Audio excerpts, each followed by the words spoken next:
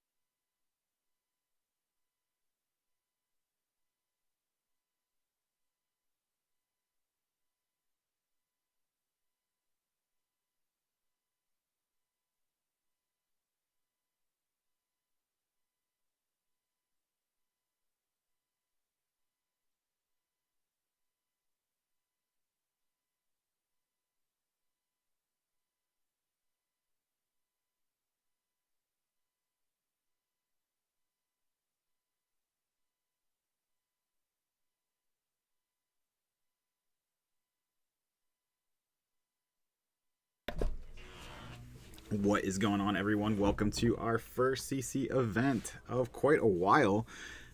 Excited to bring you this fun, exciting matchup between Katsu and Viscera. A couple old school heroes, couple, from the beginning. We actually have a pretty spicy Katsu list. I believe it's going to be mostly like the cat line, the new stuff from out of Dynasty. Super excited to see that stuff, and glad to see a Viscera, just good old Temple Viscera. And it looks like we're going to see a Snatch coming from the Katsu player, from Pedro.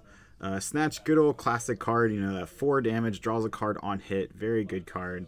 Looks like we're going to be dropping probably 2 cards. This is the first turn of the game, so you usually want to drop, pretty much stop as much damage as possible. Don't use up any of that armor, just going to draw back up anyway. Looks like we are going to start the first real turn of the game. We have quite a banger of a hand. We have that Mavrian Skies, which gives the next Runeblade attack go again, and that on-hit effect of creating a rune chant. Based on the amount of colors. So the blue one, if it hits, will create 1 rune chant, all the way up to 3 on the red.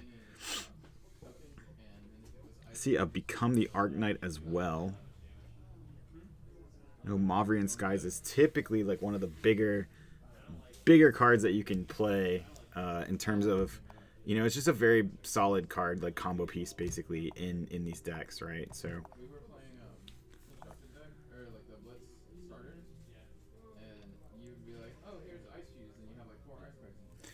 So Tom deciding here, he's got the Become the Arknight. A lot of times on these Become the Arknight turns, you think a bit of, maybe there's like a better line of play here, and he's going to play it. He's going to be discarding the Amplify the Arknight, discard. So when you discard an attack action card, you can actually go find a non-attack action card. And a lot of times that's going to be a pretty big spell here. We're going to see that Revel in Runeblood, such a huge card, because Revel in Runeblood says if you have played a attack and a non-attack action card this turn, you get to create 4 rune chants, and with Viscera, that's typically going to be 5 rune chants, because he's already satisfied Viscera's condition where if you have played a a Runeblade card, a non-attack action card, any Runeblade card is going to then create a rune chant on the back end.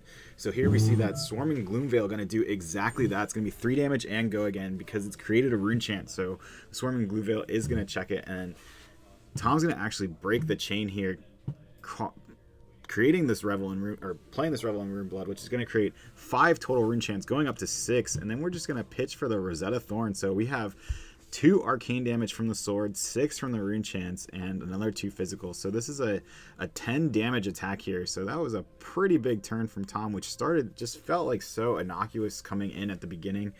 Just a good old Become the Arc Knight. That card is just so solid, and so much value coming out of it.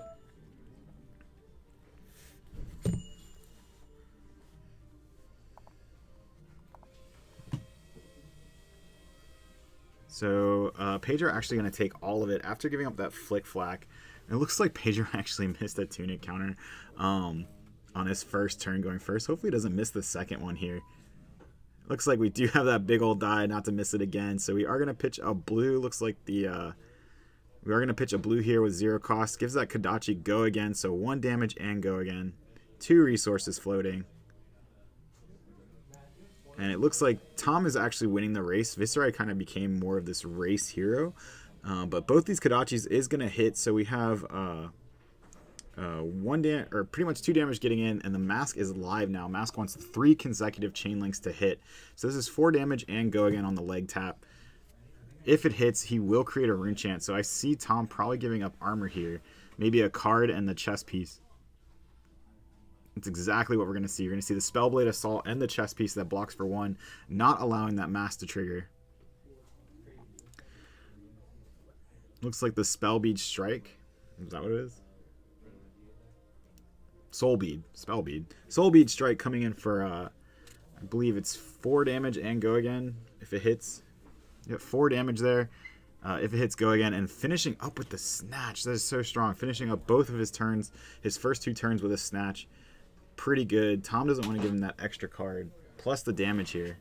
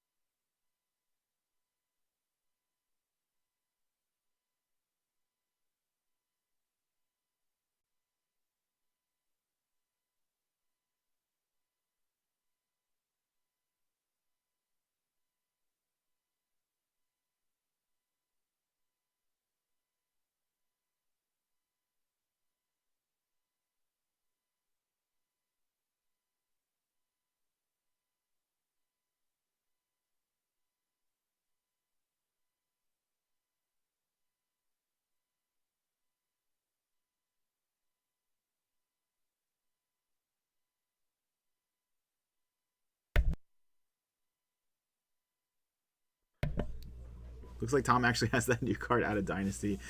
Deadly Duet, but it looks like he's actually... Oh, no, he's going to block with the Oath of the Arc Knight.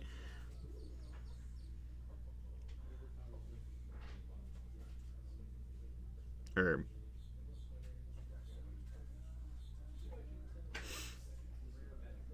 and we're going to see it. And we're going to have a Lead the Charge. Lead the Charge is going to give that next action go again. Or pretty much go again. Generate an action point. We are going to play the...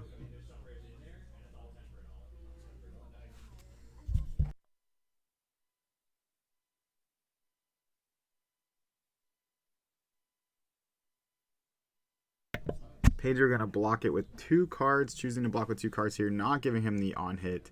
Though we do have a resource floating, so I believe we're probably just going to swing Rosetta Thorn for 2 and 2.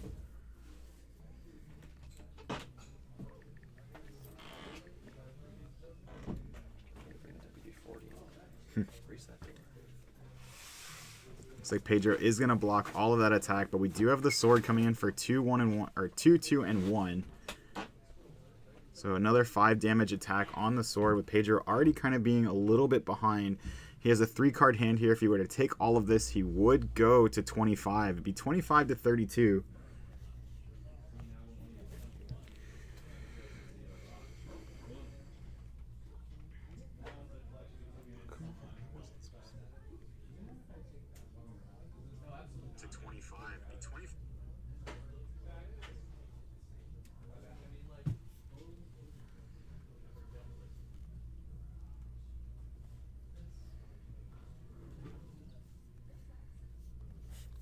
So it looks like we're going to start Pedro's turn. He's just going to do a Kodachi swing here.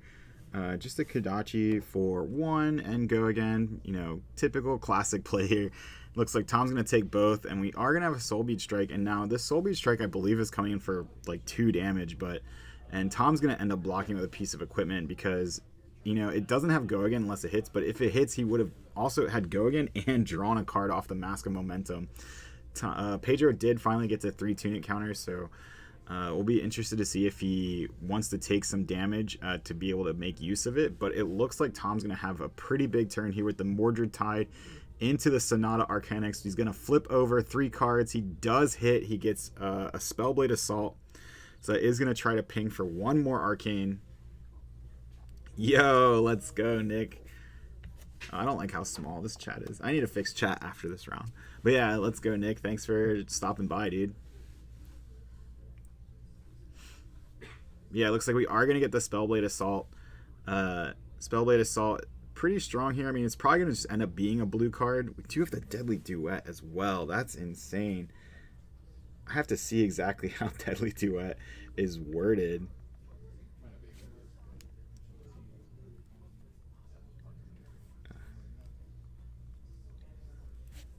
So we are going to see a Swarming Gloomveil. Swarming Gloomveil is a card that I do know how it works. Because we've created so many, we've pretty much satisfied all 3 lines of text. So this will say 4 damage, go again, and if it hits, no Arcane will be preventable for the rest of the turn. I love the channel and your content. You had a Dory profile recently that I loved. Yeah, I thought it was pretty good, right? I think we worked really hard on that one. And the guy who I profiled, he seems to know what he's talking about. So, yeah, that was a pretty good profile, pretty good video, if I do say so myself. Thank you for the kind words.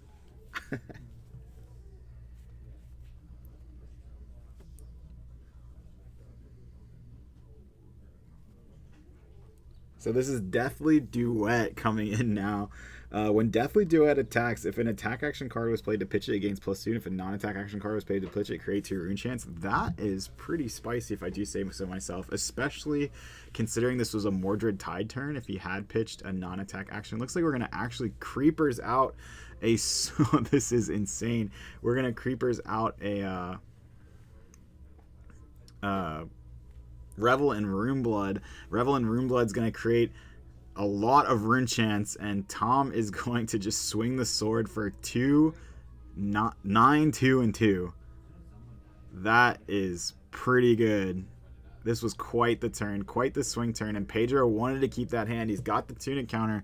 He wants to be able to swing back, but this is going to be a 13 damage. 13 damage coming in, and that will drop Pedro down to 1.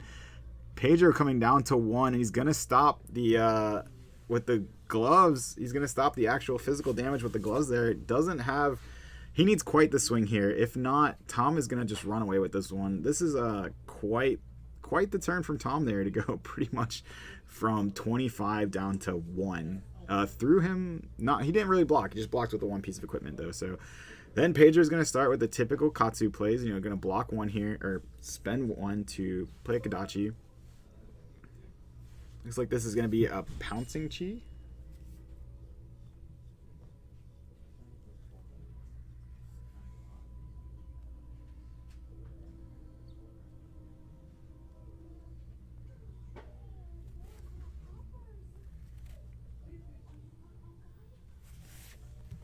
This is going to be 4 damage. It is going to be blocked by the Sink Below here. Sink Below going to cover that up quite exactly.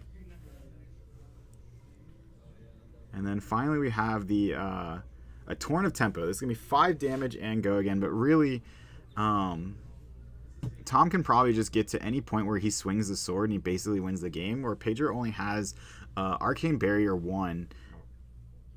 And with only 1 life, he won't be able to block the 2 arcane damage at once that comes on the sword. So Tom just has to figure that out. If he can, you know, find a way to just swing the sword with its full effect, then he probably wins the game here. But I don't really see enough resources in Tom's hand to be able to do that. So I think we're going to actually see some blocks here to make sure that that Torn of Tempo doesn't actually Oh, we still block. We're going to take one. It still connects. And there it is. Take the tempo. Take the tempo is an interesting card. I think 2 attacks just needed to hit this turn, which with the Kodachi, yep. Just 2 attacks needed to hit this turn with the Kodachi and the Torn to Tempo. That's going to happen. So he's going to flip over a card. It does get banished, and he can play it until the end of his next turn. Again, Tom just needs to find a way to swing the sword with its full effect, and he'll have the game pretty much wrapped up.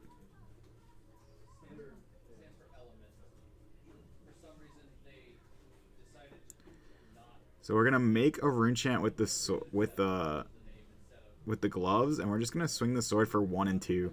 Now what this does do is it actually gets at least 1 card out of Pedro's hand, right? He has to pitch for the rune chant, and then he could block with his mask, but mask is probably a key piece for him right now to try to claw back into the game. But unfortunately, I don't know if he's in a position that he can keep it, just being so low at this point. Being at 1 health means, like, I mean, anything that touches you pretty much loses you the game, right? So, not having, and then giving up 2 cards, what is your hand really worth at 2 cards, right?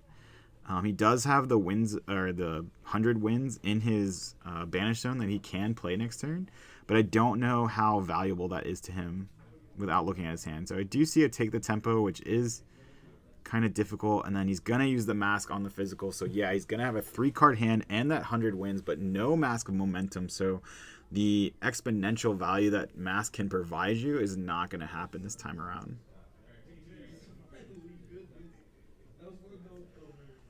So Kodachi for 1, typical Kodachis for 1, Kodachi for 1.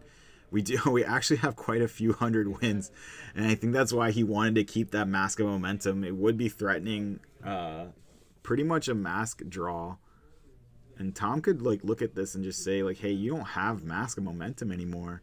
Why am I even blocking? There's really nothing here. I mean, he could trigger Katsu, which he's going to. We're gonna see the rising knee thrust go down, and he's gonna probably get the other part of the 100 wins line. I think it's gonna be that Winds of Eternity.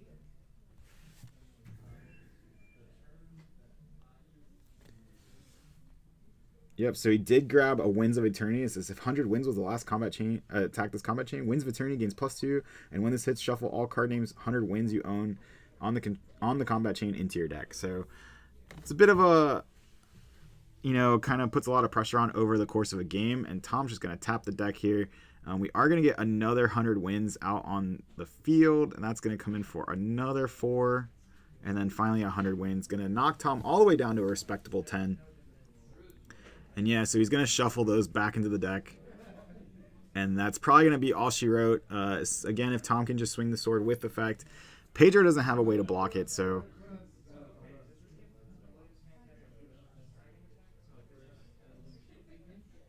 Not sure what's going on here. Oh, he's just... Okay. He needed to shuffle the cards back into his deck before he puts the 100 wins on the bottom. Alright, we resolve the effect of Winds of Eternity, and then we go to our end phase. So, Tom's going to play a Mordred Tide and become the Arc Knight. This is probably going to be exactly what Tom wants to end the game. I mean, any go again attack here, it's going to be a Revel.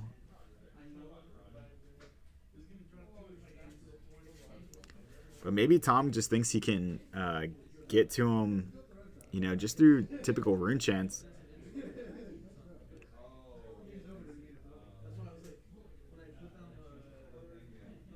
He still does have the Mordred Tide, but unfortunately without yeah, there we go. There's the Mordred Tide. That's gonna be the card we need to wrap up the game. Discard to amplify the Arc Knight. Grab the Mordred Tide. We have a bunch of rune chants. Plus, we're gonna have the sword coming in for 2 and 2 arcane. The 2 arcane is gonna be unblockable. This is already quite a bit of arcane here.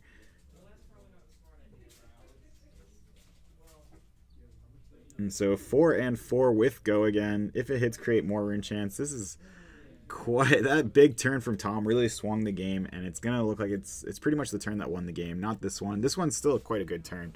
A lot of arcane. I'm really excited to see new cards kind of make a splash too. Here we have the sword coming in for 5, 2, and 2. And Pager's going to extend the hand, extend the fist, and let's go. Tom is going to move to 1-0. Pager's going to drop to 0-1 in our 4-round tournament with a cut to top 4. If you're joining us, stick around. I'm going to mess with the stream a little bit. I might even not go anywhere. Just go to the Be Right Back screen, but mess around with chat a little bit. And if you guys want to chat, let me know. Let me know what you guys are feeling out there. What do you guys want to see? We have quite a diverse field. I think there's an Arachne here. If that Arachne wins, I think I'm gonna put them on stream next.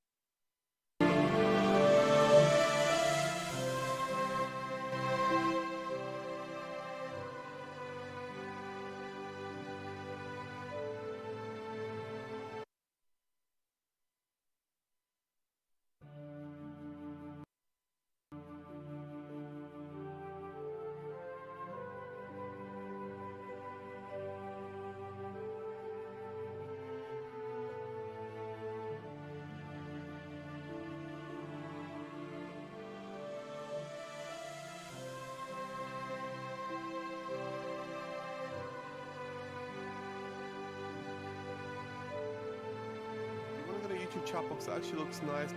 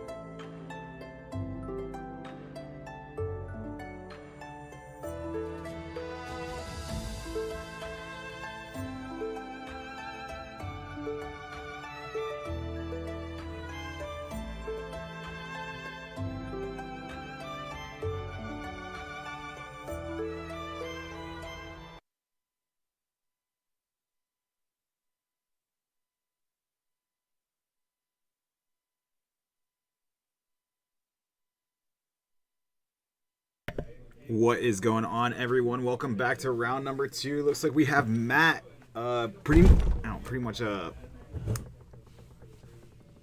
staple here at the Haven on Dash, and Brandon as well on Dromai. I like that altered Dromai he has. It's pretty cool. Has a really small effect box, I guess, just to say what the hero still does. But really excited to bring this one to you. It's kind of an interesting matchup. Dash does have a good amount of 6 attacks that can break the dragon attacks relatively easily. You know, all those dragon attacks with a Phantasm, pretty easy to break them via that way. All you have to do is block with a 6 attack or higher. Dash has a good amount like throttle and maximum velocity, things like that. It looks like Matt is on the pistol plan, so those altars on these Ash Wings and the Ash just look great. I love it. I noticed this about a lot of Illusion players. They love their bling. They love the cards that look really good. So interested to see if his any of his dragons are already like blinged out. You know, all the marvels and stuff. Other than that, it's gonna be interesting to see how Matt decides to like really approach this game, right? Because though you do have a lot of pops, you know, Brandon, depending on the version that he's playing, he might have, you know, just a lot of firepower when it comes to, you know, the red line Dromai decks, the ones that are really aggressive right now. They can bring, you know, if you don't have a pop in your hand for that particular turn, they can turn into some pretty crazy, you know, some big turns with a lot of damage, right? So it's just going to be interesting to see how he goes about it. Is he going to spend a lot of his Steam counters to actually break dragons? Is he going to spend, is he going to hold cards in his hand to pop stuff? Just going to be interesting to see exactly how he chooses to do that.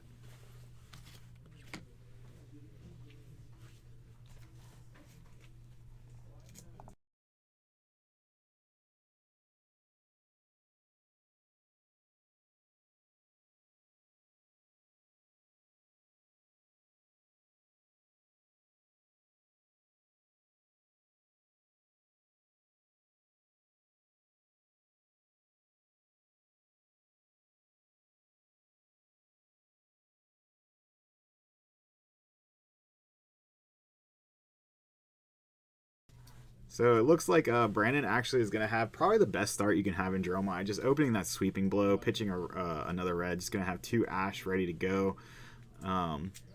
You know, Ash is pretty... Once you get the first 2, you can pretty much kind of cycle those Ash for most of the game, right? We're also going to see the Flamescale Furnace get activated. Not going to use the 2 resources that it generated. Just going to create another Ash. So going into Matt's first turn, he'll have 3 Ash ready to go. 3 Ash ready to go. Make those dragons. Looks like this does look like a pretty aggressive deck. I see an E-Strike, a Billing Mirage, but we do have the Fate Foreseen, and the Ember Moss Centipede. So looks like Matt is gonna pitch a Remembrance. He's gonna have a token on the gun, shooting for 2 here. Does have he started his Induction Chamber as his Dash item. You know, Dash gets to start with one of those items in play that costs 2 or less, choosing the Induction Chamber. Kind of interesting how Dynasty has really made it to where you don't know what kind of Dash you're playing until they flip, right? Once they flip and you see that item, you kind of understand what you're working against. But up until that point, not really, right? So you have to see exactly kind of, if they flip over, we see a Warhorn. I'm not sure what I guess the Warhorn, funny enough, can pop a Burn Them All in this matchup. Pretty crazy to see it come out to play. I think it also pops an ally, right? It's like an ally, a item, or an aura they control. So if he only has 1 ally, like if it's just 1 Ashwing, that's probably low rate, right? But if he has like a Dominia or, you know, any of the bigger dragons, or even a Yenderai, making him, you know, sack it just because he pops the Warhorn is pretty good. And it looks like we're gonna block for 3 here. I wonder, he blocked it with a, you know, with a 6 power attack. I wonder if he thought it was gonna break it, but I guess not here. He's gonna block with the Fiendel's Fighting Spirit. That is going to break the chain, destroy the baby dragon. We did lose one of our poppers just on the billowing mirage, but not letting it hit is pretty important. So we're going to take our tunic back up to 2. He is going to start the turn with a counter on his gun, but it looks like we're just going to CNC, load the induction chamber, put the steam counter on it, and then come in with the command and conquer.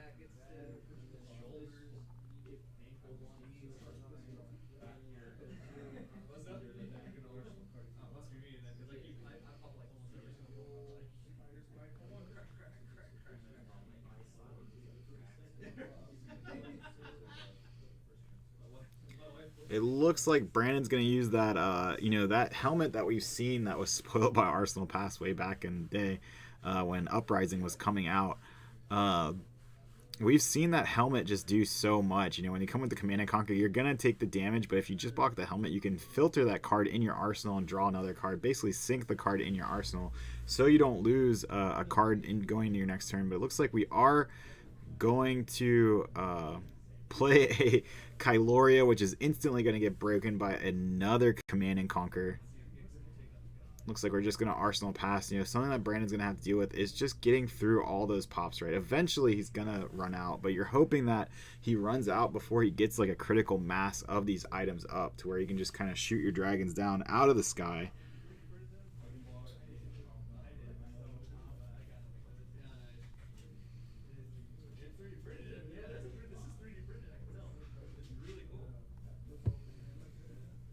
So we're just going to see him block with the sweeping blow. It looks like Matt is deciding to shoot the pistol one more time.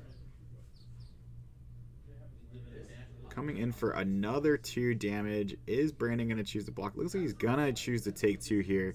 And Matt actually hasn't taken a single point of damage. And as a matter of fact, he's actually gained life only. He's at 43 to Brandon's 32. You have to be thinking that at some point, Brandon's going to turn the corner and actually get some damage in. This might be the start of it. 4 damage on this Ravenous Rabble, revealing the aura from Dromai, the Burn Them All. So this is 4 damage and go again.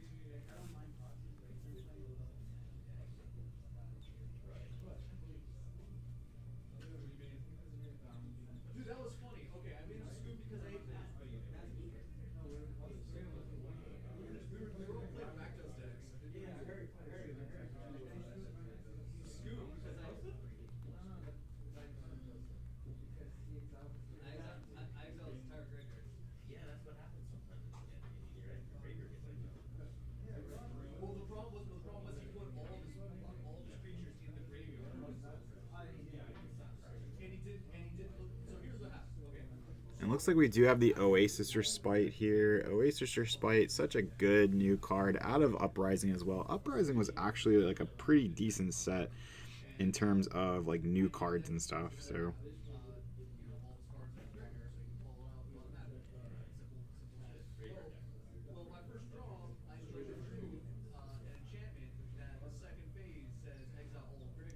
and it looks like the little Ashwings are going to get in for quite a bit of damage, but one of them is going to get blocked by a That All You Got, which is going to draw Matt an extra card and block the damage. Looks like Tunic's going to go to 1. We are going to... Looks like we have another Sigil Solace in Matt's hand, but it looks like we're just going to pitch our 2 cards to get a Plasma Purifier. Now, one interesting interaction in this deck is that... Kyloria normally reads draw a card on hit, right? But it does have another effect. It does have the fact that it will steal an item first. Like if it will try to steal an item, and if it can't, then you draw the card. Well, Kyloria can actually steal one of these items from Matt, from the Dash player, making it more difficult to handle, the horde of dragons that could be coming your way. Taking an induction chamber away from Dash is pretty powerful. But it looks like we're going to Oasis Respite here, have 2 floating, block the entire 4 from the Ravenous Rabble.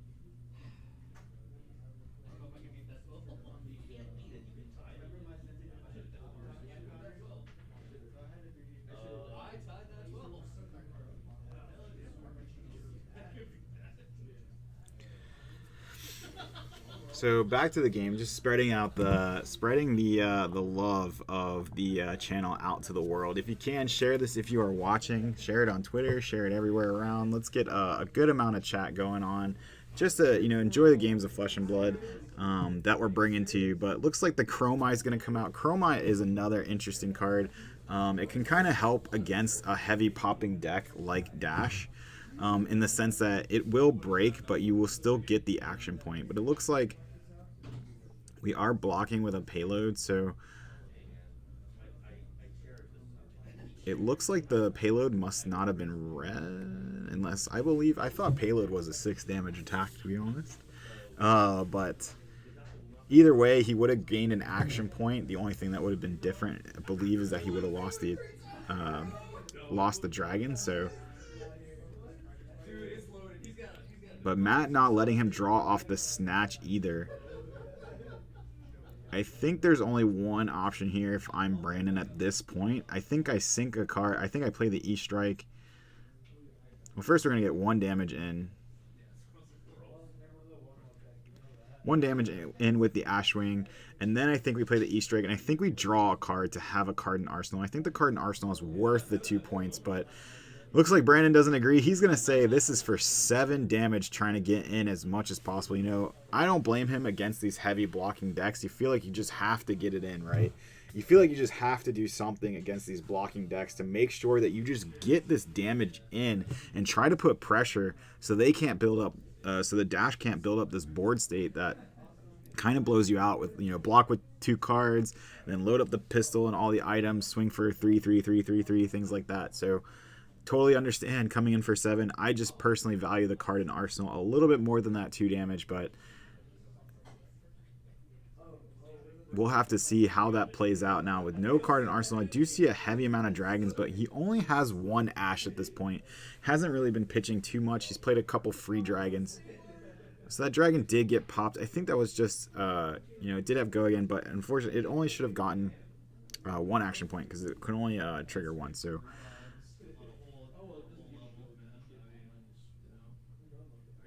it looks like the pistol is going to shoot down an Ashwing. We have no dragons on board. We do have a Kyloria. We do have another Chromite, and I think that's an Asvalai in his hand and a Miragai. Now, he can play this in a way where he gets the Miragai and the Kyloria, and Matt will have to actually block if he doesn't want to lose an item, because the Miragai is a dragon that comes out, and it says your first dragon attack each turn loses and can't gain Phantasm. So, that being said, it makes that Kyloria attack way more aggressive in the sense that, even if you have a pop in your hand, you have to block with, a card in armor or another card, or like 2 cards. But he does have the 1 block on his helmet. So even if the Kyloria comes in without Phantasm, it would just be a card in the helmet, I would imagine. And then he can just kill the Kyloria, and he only will have to deal with one more Kyloria after that. But it looks like he actually wants the Chromite and the Kyloria. Interesting. Because for me personally, I value the Miragai a little higher. And it looks like that's where we're going with this, right? So we're going to pitch here. It's going to be Ash neutral, so to speak. It takes 1 Ash to make the Miragai, and then it creates 1 off of Dromai's effect. And we're going to pitch 1 more, and we're going to get the Kyloria. And Kyloria is going to swing for 4 with no Phantasm. And Matt actually doesn't even have to use armor. He has a D-React in his hand. It's the Fate Foreseen, going to block this dragon up perfectly. And then Brandon, not wanting to lose the Mirror Guide to a pop because it would have Phantasm, chooses not to attack with it, just going to pass the turn. And Matt now has an interesting turn where I really think, something cute he could do if he doesn't want to sink a bunch of resources into killing the Mirror Guy. He can shoot the Kyloria, give it go again, and then actually pop the Warhorn, and he'll have to sacrifice the Mirror Guy. Imperial Warhorn is a hilarious and awesome tech, I think, just for this matchup. Well, not just for this matchup, but in this matchup. I mean, if you're already playing it, maybe for the Icelanders and other ice heroes like that, then it's pretty interesting. But he's actually just going to CNC into the Mirror Guy. So, doing the right thing, I think, against illusionists. Whenever you're playing against illusionists, you have to do it in a way where you have to keep the board state clear, right? They want to gum up the board state. Ever since Prism, who wanted to gum up that board state and make it difficult, or kind of get this exponential value out of having all of these auras or dragons, same kind of deal, where the more they can just stack, the more they can kind of win the game against you. And it kind of makes sense, right? I feel like the illusions, if you let them stack, they kind of overwhelm you. You kind of succumb to the madness of the illusion. But it looks like we're just going to swing the Yenderai here. Now, it does have Phantasm, but it also does have that endurance counter on it. So if Matt wants to pop it, he sure could. It's not a terrible one to pop in the sense that you don't want to have to deal with the endurance counter, but it looks like he's just going to block the damage, not pop the dragon itself. And another turn where Brandon doesn't have an arsenal. I think we've already seen all 3 Command and Conquers from Matt, so he could arsenal, but hasn't kept the card in hand to do so.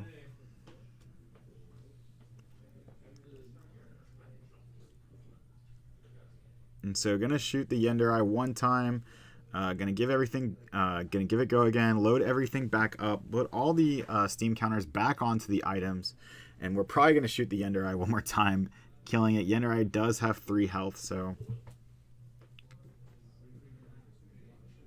another pistol shot would kill it. Just depends on whether or not he actually wants to play this last card in his hand. He does have another card in Arsenal.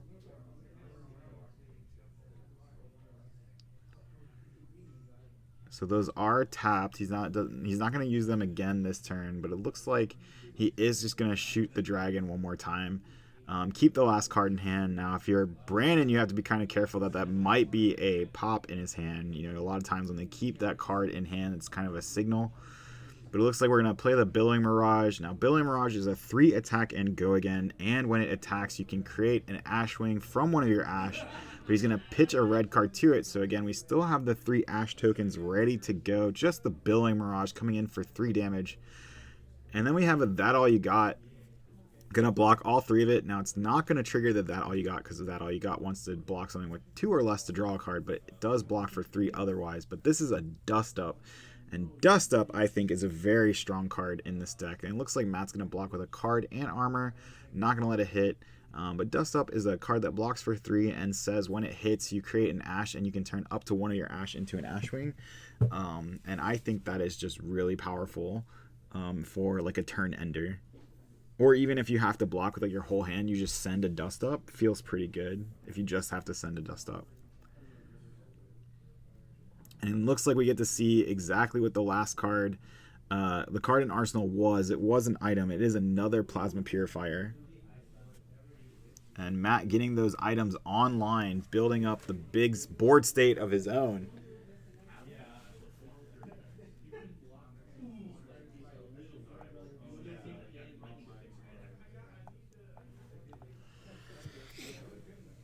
And it looks like the Ravenous Rabble is going to flip over a Sigil of Solace. Another 4 damage coming in.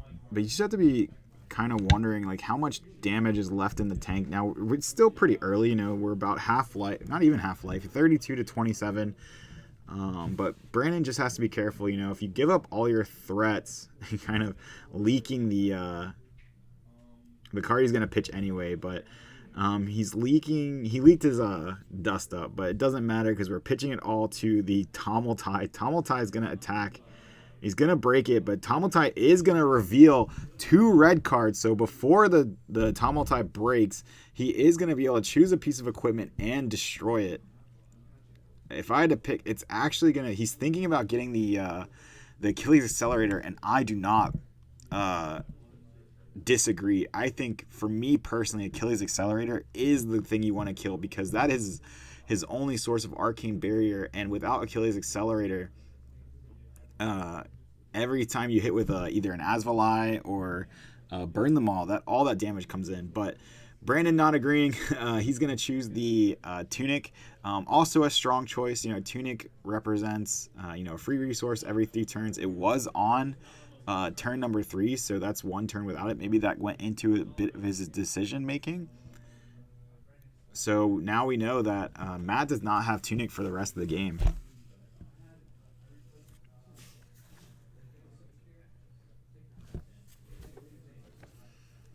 And so without Tunic, I'm trying to think of what really changes here. I don't think it's too much in this Dash game plan. It is the free resource. Does kind of feel unfortunate to lose every 3 turns, but he must be kind of sighing a sigh of relief, so to speak, because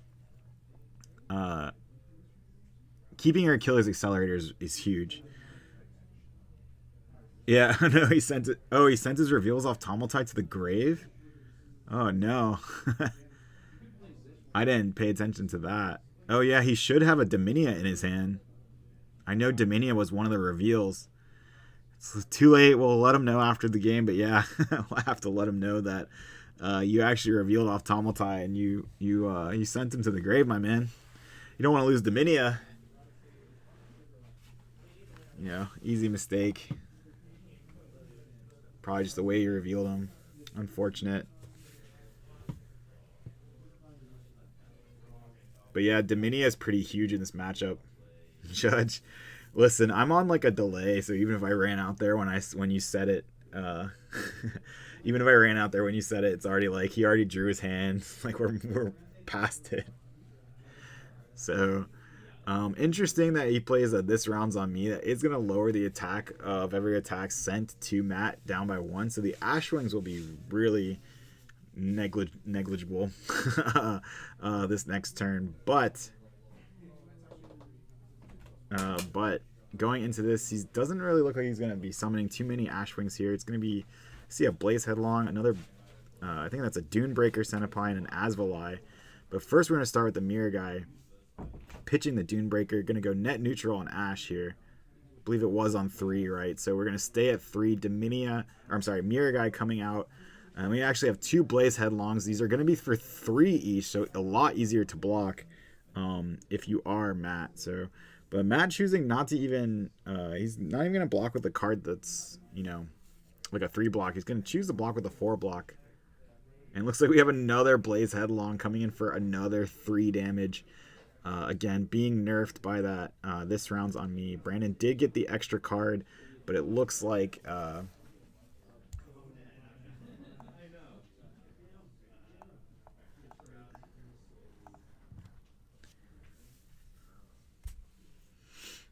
and then just we're going to close the chain, create an Asvalai. Asvalai is a really good dragon in this matchup. If you did take out the Achilles Accelerator, this Arcane would be unblockable.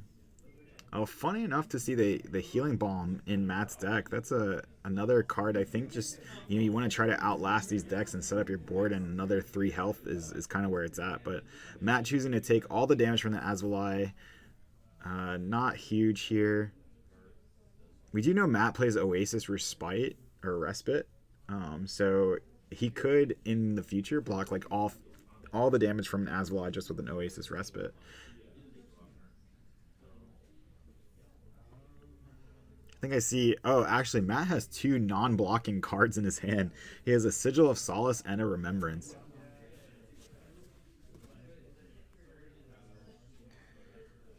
Hey Nick, how does this stream look? Does it look pretty good? I think I got it to a state that I'm kind of happy with. I think the chat looks good. Could be maybe a little smaller.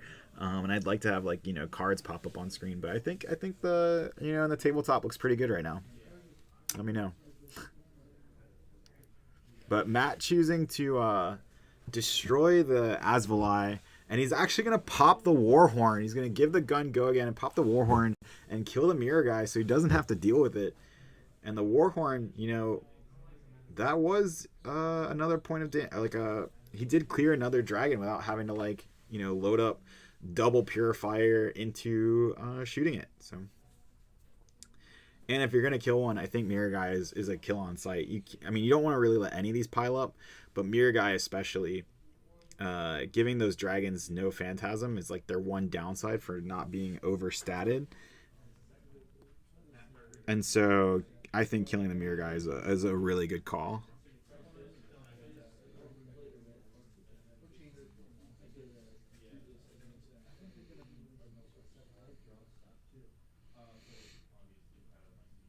Now we're deciding how we want to actually attack here. I think we do still have quite a bit of threats in the deck. It's going to be interesting. Does Brandon have the firepower to get through all the amount of blocking? Now, unfortunately,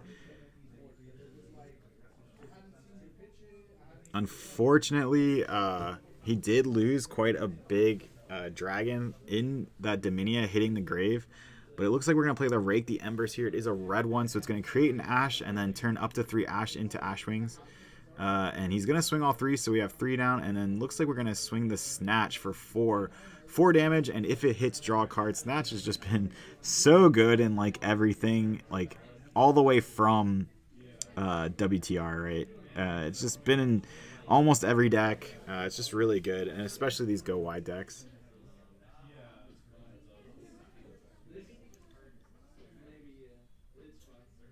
Good to know. Yeah, I'm asking them to use the life counters so I can use my phone to look up cards if I need to. But it's still usable. But yeah, I appreciate it, man. No frame drops. No frame drops is where we want to be.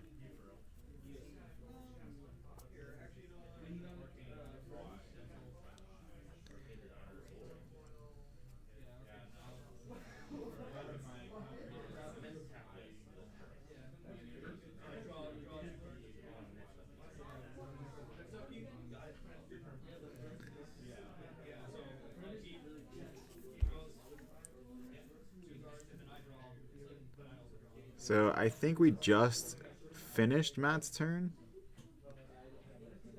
Looks like all he did was try to clear some Ashwings, and I think that's the right call. Again, you just have to keep the dragons in check, and you're hoping that you can sustain yourself longer than Brandon can have threats, longer than the Dromai can bring out these dragons that actually matter. And you don't want to get to a point where there's so many dragons that you just can't deal with them all, and you kind of get swarmed.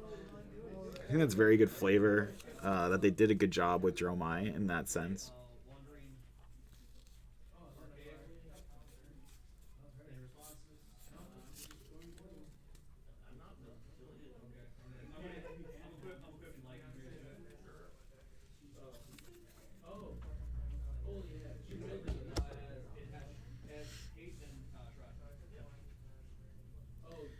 So I think I'm trying to understand what Brandon's thinking here. He does have another mirror guy, but I think that's his last one.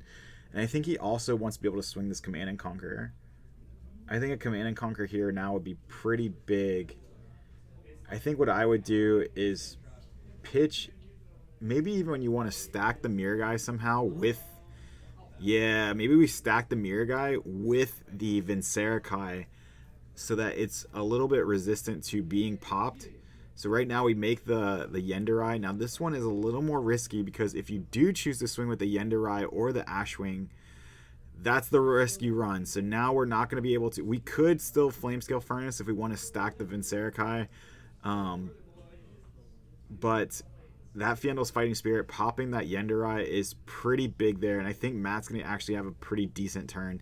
Everything starts the turn already loaded up outside of the gun, and it looks like we're going to shoot the dragon, give it go again, and now we can kind of just go to town. He might even still... we don't even have to. We're going to get another induction chamber, and I think that's where he wants to be. We have 2 induction chambers, 2 plasma purifiers, And this is Matt's game to lose at this point with those items all on the deck, basically ready to go. It's bothering me a little that his induction chambers are in 2 different places, but his plasma purifiers are together. But we can forgive that. That's okay. But yeah, having all those induction chambers and plasma purifiers on the field, that's where you want to be. And I think the rest of the deck is a blocking deck, so he's still going to stack the Vincerakai. That's good to know. The Vincerakai is still stacked now. The Yenderai gets popped again. These Yenderais are not long for this world.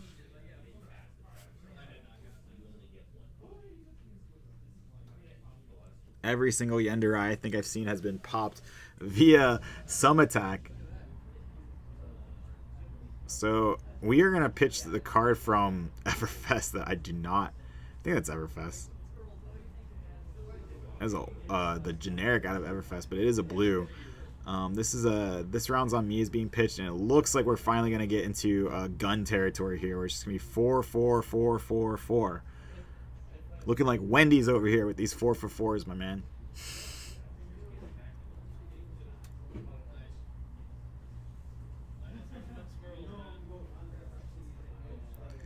Looks like we are going to use the sink below. We're going to sink what I think was a Command and Conquer. Didn't want it right now. Probably thinking that card and Arsenal's not going to stay there. We are going to shoot the pistol one more time. 4 damage coming in. And this is where it gets scary if you're Brandon. You know, it does get scary here because the Dash player is completely set up. You're both board state decks, and you have 0 board state, my man. And it looks like we are going to use our pitch one more card, load stuff up, and get a 3rd Plasma Purifier online. That feels gross. That is just wild to me. 3 Plasma Purifiers, 2 Induction Chambers. We do see the Burn Them All and the Blaze Headlong coming in for 4 damage and go again. And a sink below is just perfect numbers on that. But it looks like, I wonder if he's going to play the Kylori. He's not going to. He's going to play Snatch here. And a Fate Foreseen to cover up the Snatch. Exactly. Matt just has all the answers, it looks like, and all the items.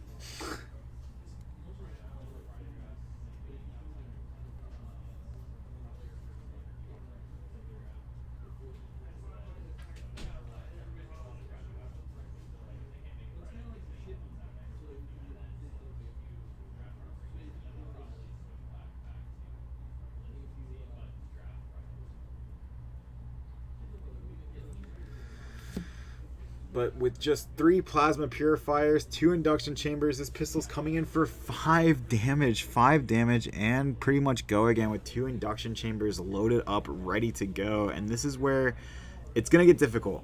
I'll be honest. At this point, it's going to be really difficult for Brandon to find a route that wins him the game. Because you have to be able to, you know, live through all these pistol shots, which are going to be 5 damage every time. So we're looking at 15 to 20 damage if Matt can load up all 3 purifiers and use both induction chambers.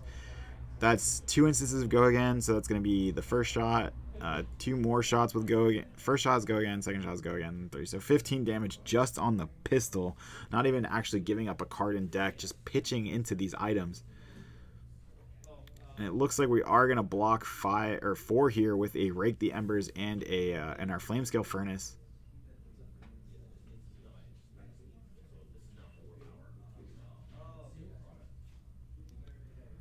And it looks like we are going to pitch a blue. Just load up as many items as possible. Probably going to be those Plasma Purifiers one more time. Maybe leave 1 or 2 floating just so we can shoot the gun one more time. It's like another 5 damage. And if this is going to just become a game of attrition, then Matt definitely wins that game every single time.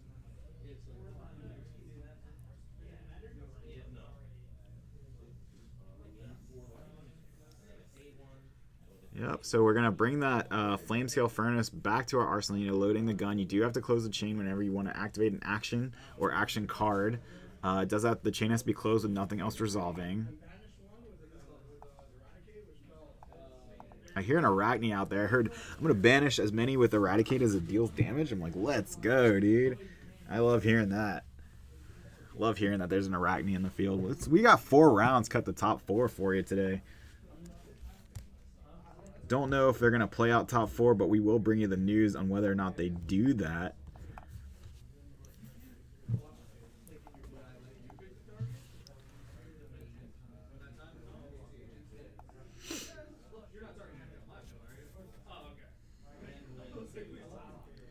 Just want to say thank you to the Haven Tabletop, the Haven Games, while I have the chance. HavenTabletop.com. You can save 10% on all Flesh and Blood singles. Use promo code TEAMACG, which you can find in the description of this stream and every single one of our videos. They are a great sponsor of the channel, hooking us up, letting us stream here, and bringing you guys great content. And their cards are really good prices, and you get to save 10%. It's pretty wild, actually. It's really great. It is a really great discount you get on there because their singles are already priced very well, and 10% on top of that is huge. But here we see the Vincerikai coming in for 1 arcane and 6 physical, and if it hits, it'll do 3 more arcane. So this is an attack representing 10 total damage. Now, another important thing to note is that Brandon is actually ashless. He has 0 ash right now, and that can be not so great. You want to keep the ash rolling. Interesting to see him just block with gloves, but there we go. I was like, there's no way this Vincerikai gets through, right? No way it's just going to be a gloves block. Taking 8, basically. Can't do that. And Matt agrees. Looks like we are going to activate, or, maintain our Burn Them All. So 2 cards banished. I think the Burn Them All is going to pretty much live the rest of the game. Matt's card's still in pitch from last turn, but that's okay. Looks like we're going to kill Vincerikai and activate the Go Again on the pistol. Looks like we're going to load everything up. Keep 1 floating just so we can shoot the pistol 1 more time if we want to. And Matt choosing, we're going to activate all 3 Plasma Purifiers. Pistol is going to come in for 5 damage. Yeah, so 5 damage coming in. Pistol's just way too good at this point. You have to kind of win the game before you get to this point, right? So looks like Brand's going to take 1 on this one with the Sink Below blocking for 4. You don't really see a Sink Below block a pistol and still get damage through.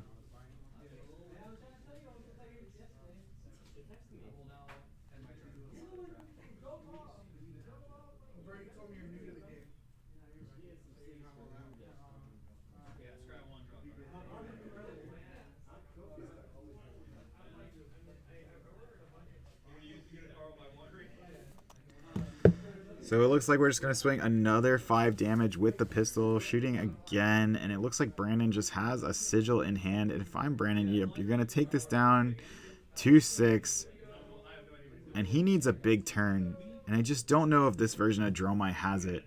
The red line Dromais can kind of get to this stage where they are coming in for quite a bit of damage on a single turn, but I just don't know if this version's going to do it. Now, he kept the sigil. He does pitch for a sweeping blow, so he's going to get to 2 ash. And it looks like we're going to play a That All You Got. Oh, it was actually a blue, so only 1 ash, but it looks like we're going to close the chain and then create a Kyloria and swing. And maybe this Kyloria, I mean, there's just no way this Kyloria connects, right? This Kyloria is not going to steal an item. As much as Brandon would want it to. Yeah, we're just going to block with 2 items. Probably one of the few times we're actually going to block with 2 cards. Can you ban him for his item placement?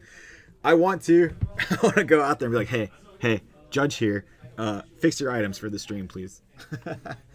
But no, it looks like we're just going to, if I had to guess, we're just going to put a counter on the gun and like anything else and then just shoot the Kyloria. Yep, Kyloria gonna bite the dust here, go to the grave. And we actually did give it Go Again just to shoot 2 more at Brandon. Don't know how I feel about that one. Probably would have just kept the steam counter at the ready, so to speak, but perfectly fine, not a big deal. Again, I think this is Matt's game to lose, being up 23-6. Maybe he just wants to get a little bit more pressure in. If Brandon's turn isn't so great, then he can take a lot of the damage that Brandon presents and just come in with the few times that this dash deck would actually boost cards even might come into play there. The second Burn Them All was the card on top. He chooses to leave it there. And again, I wonder how much damage could have gotten through had he chosen the Achilles Accelerator off Tomultai. Right? If he had chosen the Achilles Accelerator off Tomultai, there's probably a good 6 or so damage of Arcane, I think, between Asvalize and Burn Them All. That would have been unblockable, essentially. So, I mean, not a huge swing, but I think definitely just more impactful than taking the Tunic at this point.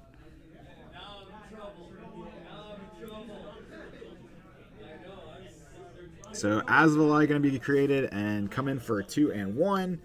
Asvali, a really good dragon in the mirror. You know, you get to deal 1 damage to 2 targets, but you can't choose the same target twice, right? So if you're playing against anyone that doesn't have allies or other targets, like you're not playing UPF or anything, it's basically just 2 and 1 arcane. It's kind of like a weird version of Rosetta Thorn, right? It's a little bit worse, but a little bit better because it creates a target for them to have to hit into. And it looks like the Dust Up is going to hit. It's going to deal 4 damage, and we're choosing not to... we're not going to make the Ashwing, right? And I totally agree with this, but I just think there's not a lot of firepower left in Brandon's deck, but it is all red, so, I mean, actually, there's still quite a bit of threats, right? We have the Burn Them All, we have Command and Conquer, Asvali, and Chromai, all in the hand at the moment, but I think you're losing all of them to this turn, right? Because Matt's still playing it safe, not letting the Asvali live, but I mean, at 6 life, I just don't know how much you can really keep, like, preserve yourself. But this is still just 2 damage. We do have an Induction Chamber, but it looks like we also have a card in hand, 2 cards in hand, so I wouldn't be surprised if we see a 3rd Induction Chamber. It's another card that can't block and he just has to get out of his hand.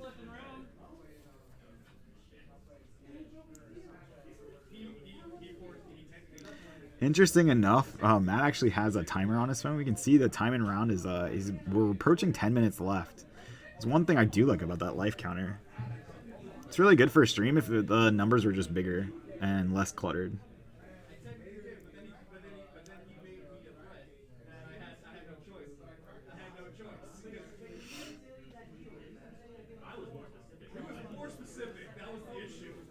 So another 3 damage coming in, and if he can shoot this 2 more times, that is threatening lethal. So I do think we're going to see at least a card block here.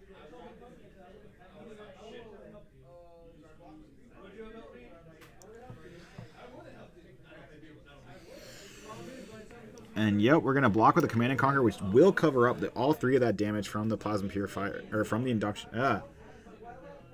from the Teklo Plasma Pistol. Just going through all the items that Dash has. So the Plasma Pistol is going to come in for another 3. Going to block with a Chromai. That does keep our graveyard full, but we do have the Asvali here. And again, I'm thinking like if he had just taken those Achilles Accelerator, he might have had a chance here to stop or like to do quite a bit, because this is going to be 3 Arcane that would be unblockable. But instead, Matt's going to just have to pitch a blue because all the Arcane is like a single source. He's going to take the 2 physical. That's fine. And then Matt has a 3-card hand and a card in Arsenal.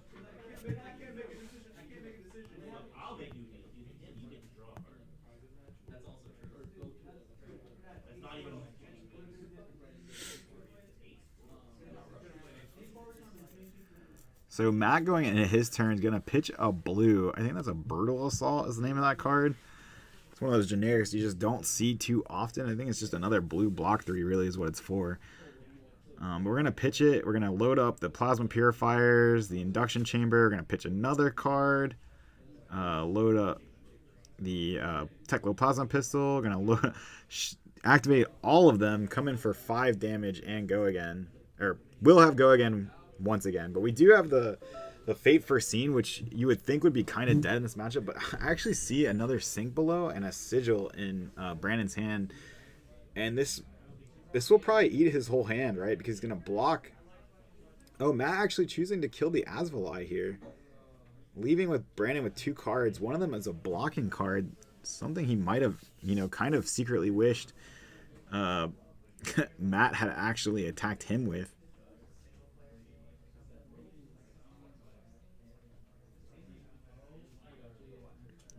Looks like we have a question about a card. It might be the effect of Billowing Mirage if he can activate, create an Ashwing off Billowing Mirage if he pitches a red, which you absolutely can. So the way that would work is you play the Billowing Mirage and you pay for it pitching a red. That triggers Dromai before the attack even becomes attacking.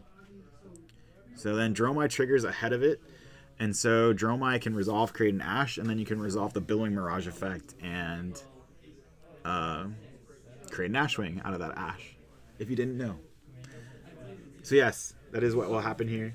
We do have like 4 judges in this tournament, 4 official judges, and I think one of them answering the question right now is Pedro.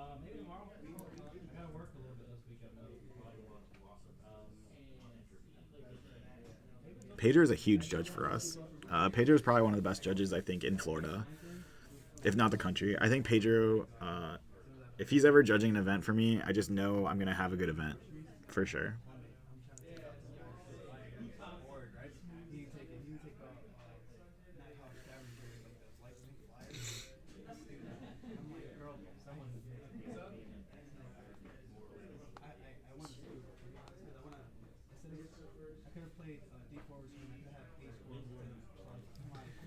So it looks like we are going to do exactly that. We're going to pitch into this Billowing Mirage, create an Ash, then create an Ash Wing.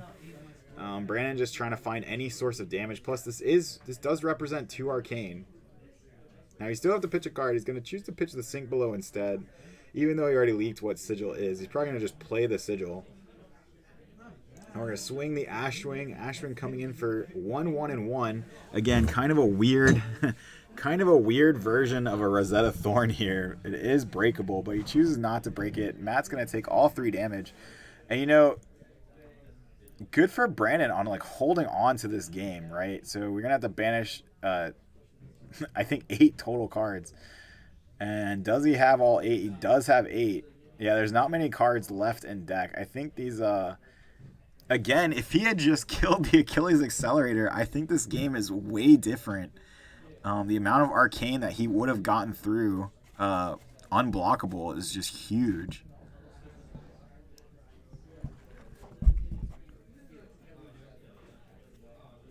But the way it looks now, I think he might get fatigued at this point. But there's only 4 or so minutes left in the round.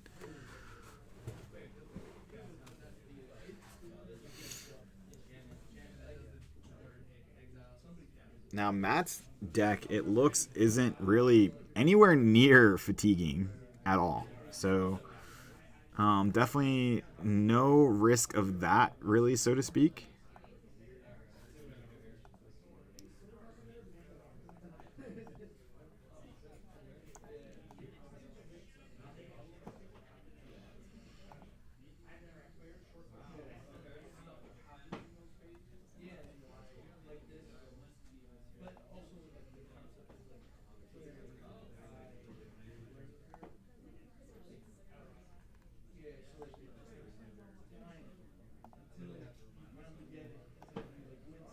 And so we have the Sweeping Blow here. It's going to be a Sweeping Blow for 3, an Ashwing for 1, and 1 and 1.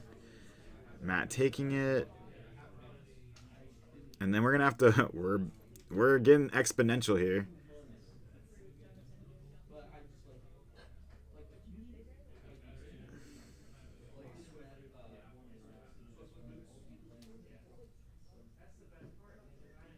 And yeah, that deck is starting to get really low at this point.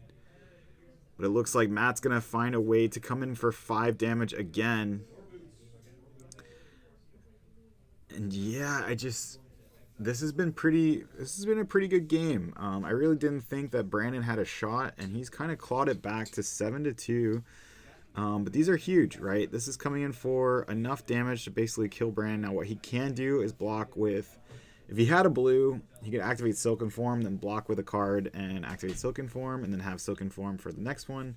But because he doesn't have any of his big blocking cards like the Sink Below or the Fate Foreseen, I think both of these pistol shots is going to command a 2 block here.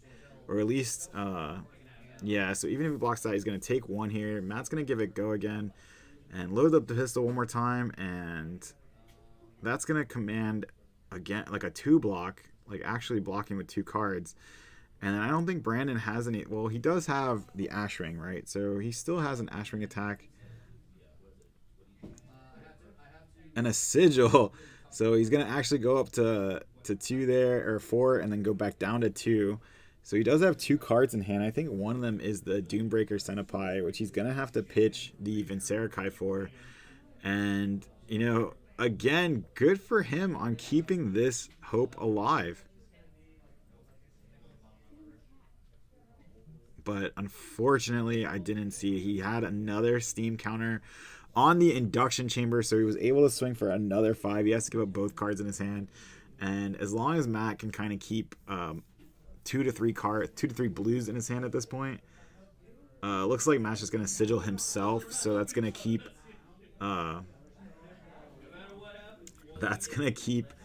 the other cards in his hand, not having to block. Looks like Brandon has to banish quite a few. He's trying to keep these Burn Them Alls alive. And I just got to think, I keep going back to it, that Tamultai choosing the Tunic was just a huge, huge part of the game. But blocking with the Sink Below, pretty good here. He's going to leak 1 damage again. He's going to draw that dust up. And we're actually going to Silken Form. Silken Form, so we don't take any damage. Silken Form one more time. Take 1. And that's going to be all she wrote, I think, because I think Matt actually has enough to shoot 1 more time. There goes the handshake or the fist bump. And Matt is going to take it. That was huge. I just go back to the Achilles Accelerator. But good game, Brandon. Going to 1-1. Matt going to 2-0. If he wins his next one, he is guaranteed for our top 4. We have 4 rounds cut to top 4 today, so I think he's technically even guaranteed, because I think we're gonna have 1-2-2 make it, and if he loses his last 2 rounds, he won his first 2. So probably made it already to top 4. This is a smaller locals today. We'll probably see a huge uptick in outsiders. If you guys are out there and you want to see, or you're excited for outsiders, let me know. We can talk about that. But I'm going to let my voice rest in between the short amount of time, probably in between rounds. So we will be right back with more Flesh and Blood. Round 3 coming up.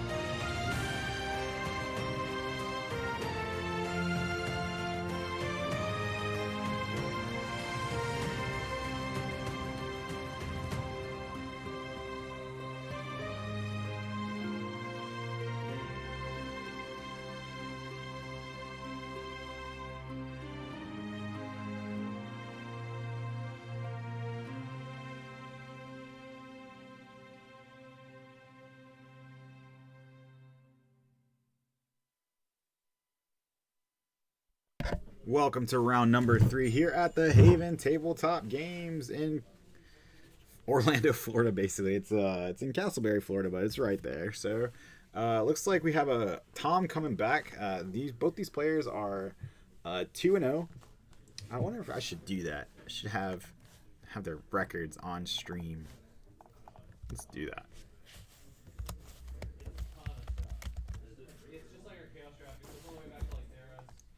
Ah.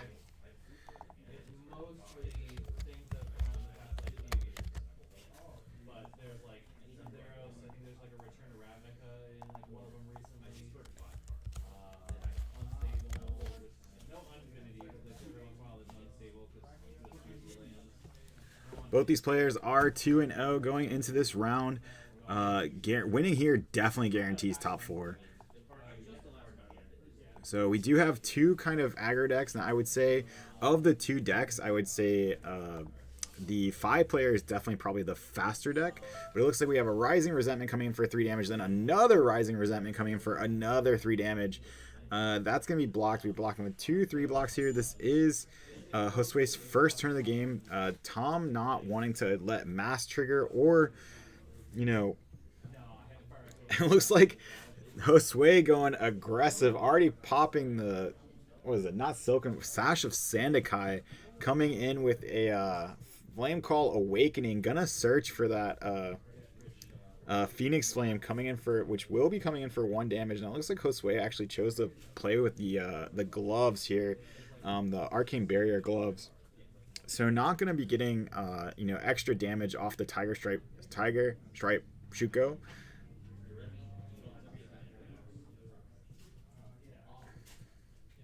But we are going to have both Phoenix Flames here. So a Phoenix Flame for 1 coming in.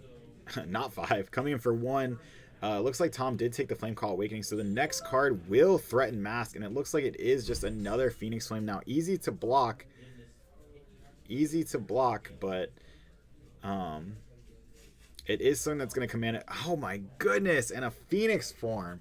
I think this is 5 damage and go again. Now, it doesn't have the last line of text, which would be if it hits, draw 3 cards, but 5 damage and go again. That was a huge turn from Josue, but only leaking 4 damage on Tom's side. So Tom is just going to draw back up to his 4 cards. No Tunic to tick up here on either side, so we can't miss any Tunic counters. I think that's a fun thing we should do too. I think on stream, I'm going to have a missed Tunic counter in the future and just see how many we can count up to and maybe do something fun for stream based on how many we miss. But it looks like Josue's going to start with another banger of a card, which is Spreading Flames, coming in for 3, and Tom is going to let it hit. Now, Phoenix Flame coming in for 2 because of the Phoenix, not Phoenix form, because I just said it. Spreading Flames. Because the Spreading Flames coming in for 2, and it looks like Tom's going to use his Arcanite Skullcap to block for 2. And Tom's going to need a big turn to come back into this game, I think, now. Josue swinging the sword for 3. Getting rid of the 2 resources there. We do have 2 Phoenix Flames, so it looks like we are going to send a Phoenix Flame in for 1. Or actually, this will be another 2. And Tom going to block with the gloves, and Josue just going to send the Blaze Headlong in for 5. And I'm thinking maybe, personally, I don't know, maybe keep the Blaze Headlong. It's another go again card, hits for quite a lot. Maybe threaten Mask on another turn, but looks like Tom decided to actually keep a hand. He's down 15. He needs a big turn. We know this deck from Josue is probably not going to be blocking much of anything, but we have the Deathly Duet here. Deathly Duet, I think he pitched an attack card here, so it's going to go up to 6 and 1 Arcane, and it's going to get an extra action point from the Lead the Charge. I love that. And Tom is going to pummel it going up to 10. Tom is going to pummel it going up to 10, plus the Arcane, and Josue will have to discard a card, and I think Pummel is the card exactly that Tom needed to get back into this game. The life totals are not so far apart. Josue definitely wanted to keep this hand. He has an Art of War in his hand that he definitely probably wanted to keep, and we see the Flame Call Awakening hit the grave. that he probably wanted to keep again because he's playing a version of Phoenix form. Looks like Josue's doing a little math in his head, but Tom coming in, he had the extra action point from the Liege of the Charge. That's right, and so we're coming in with 2, 2, and 1, and Josue is going to be losing for the first time in this game. That Deathly Duet, massive there, massive card, especially with the pummel.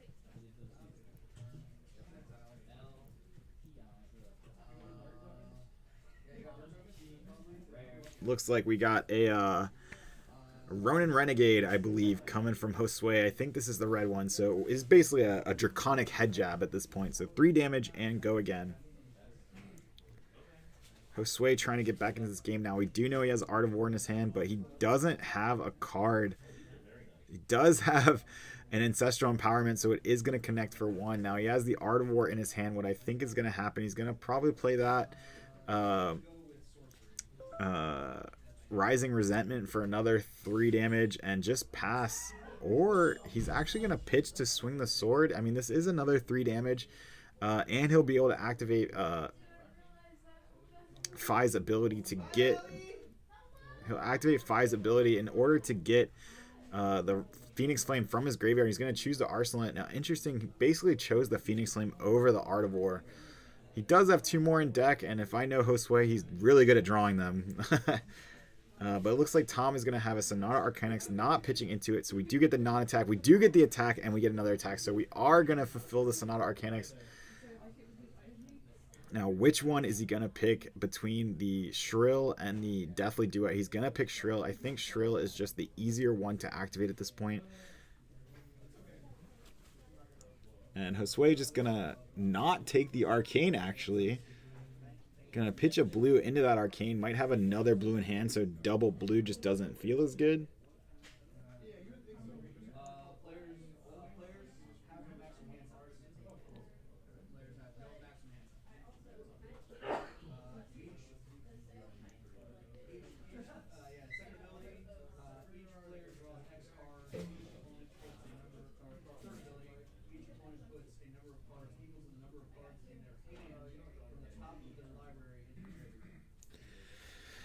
But here we just see Tom coming in with the Swarming Gloomveil for 4 damage and go again. He had to pitch the Shrill. Looks like he just wanted to use that Shrill for resources, but this is going to be 4 damage and go again.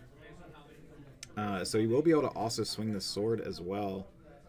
You know, the Rune Chant's going to hit, and it looks like we're going to have 2 and 1 from the Arcane, from the Rune Chant. This is a much faster game than our last one. You know, we had a mid-range deck and kind of a control deck, and the control deck being Dash. And these are just, I would say these are 2 aggressive decks that want to be swinging into each other. And Tom is doing a really good job at showing that you, even if you're playing an aggressive deck, you don't always have to go no blocks, no blocks, no blocks. He's doing a really good job at keeping decent 2 to 3 card hands, setting up that arsenal for just like a bigger swing back turn. And he's ahead on life right now. And Josue is just not in a really good spot. I mean, it looks like he's going to send this Phoenix Flame in for 1 damage.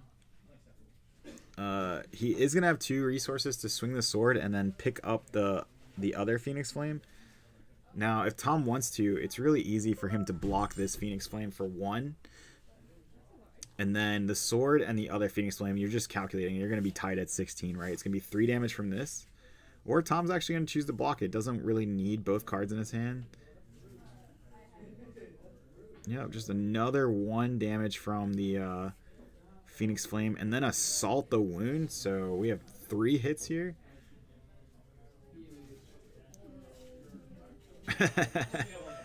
4 damage. And looks like Josue was giving a little extra to the camera there. He's like, yeah, I don't remember the dice, but here we go.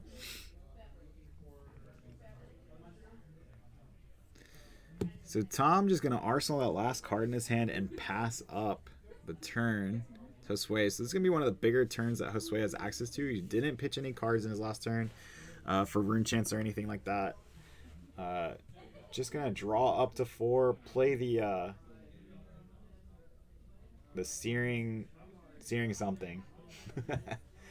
Not Rising Resentment. That's the one he's been playing. Searing Strike. Soaring Strike. Soaring Strike. Soaring Strike. He's going to actually Ancestral Empowerment the Soaring Strike. Now, one thing I don't like there is that Tom was already planning on taking the Soaring Strike. So, like, let's say Tom decides to block something that would trigger Mask. You could definitely save that attack reaction for that if he did decide to block it exactly. So 4 damage and go again here on the Blaze Headlong.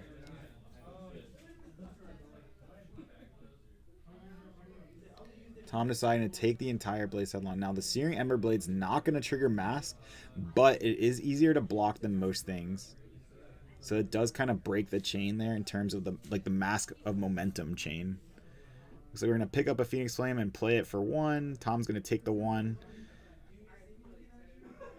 And it looks like the last thing in our hand is an Energy Potion. Not really something that can punish Tom at this moment, but it is a setup card. It's unfortunate there that it was a potion. If it had just been something like a Salt the Wound or Lava Burst or something like that, that really could put the hurt on. But instead, Tom's going to have his own chance to create a Rune Chant via the Grasp of the Arknight. Grasp of the Arknight, just such a strong card, really, when you think about it. It's such a strong piece of equipment and what it can do for you, because it's going to create a Rune Chant, which will turn on the Go Again from this Swarming Gloomveil. So 3 damage and Go Again with a Rune Chant. So 4 damage.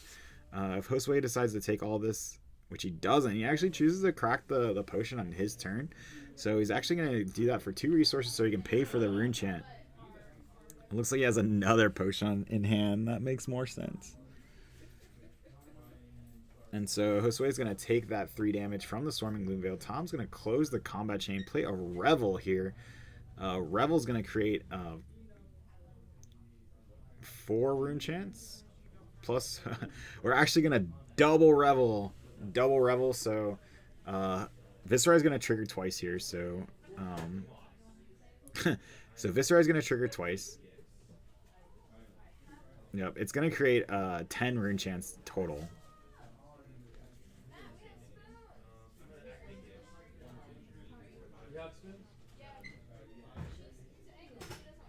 Yep, so Viscera actually triggers every time you play a non-attack action. It also completes its check at the same time. So now that he's fulfilled that requirement, basically, he's gonna crack the glove so that he has the resources swing. So this is actually coming in for 14 damage, and Josue can only block 1 of it for free. He does have his Mask of Momentum, which may be worth giving up at this point if he chose to keep his hand. Right, if he chose to keep his hand, which he might do, which looks like he doesn't. So he's going to block 4 of it. Go down to, basically, Tom's coming in for 10 now. Josue only has 3 cards in hand. Now, he could take this, go to 3. Seems like an okay trade to me to keep your hand. If you want to, if you give up your hand as the 5 player in this position to block as much as you can, I think you lose. I think you, unless there's always the chance that a Runeblade player will draw into what we all call potatoes, which is either like all non-attacks or all attacks, and it just feels really bad. It's also like the Azalea problem, but for some reason it seems like it happens in Viscerai quite a lot. That being said, or not Viscerai, but like just in Runeblades, usually there's like 1 turn every so often where it's just like this hand does nothing.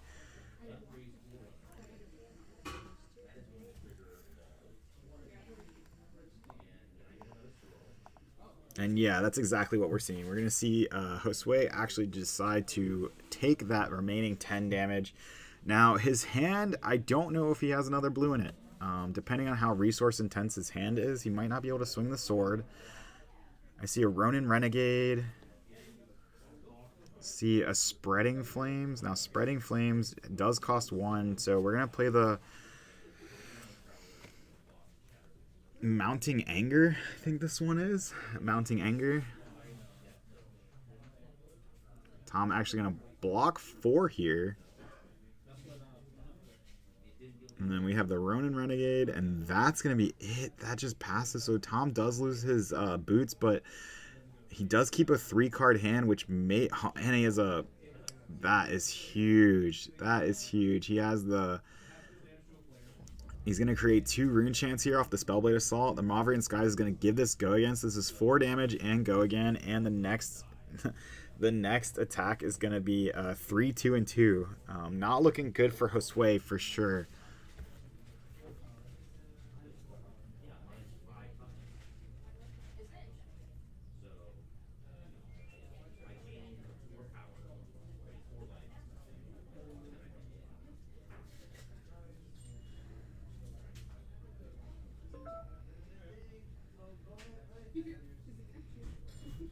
So not looking good for Josue. He's going to block with a Salt the Wound, and I think the Salt the Wound is going to block everything because of the Art of War. This is defensive Art of War, and that never feels good.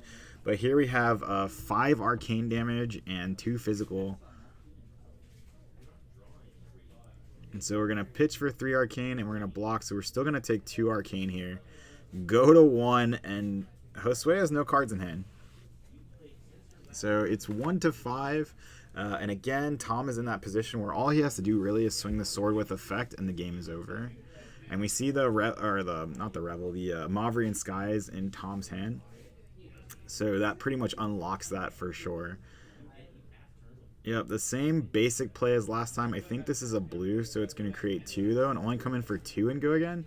But what it really does is just make it so that the sword actually just comes in for 2 arcane damage at once, which Josue...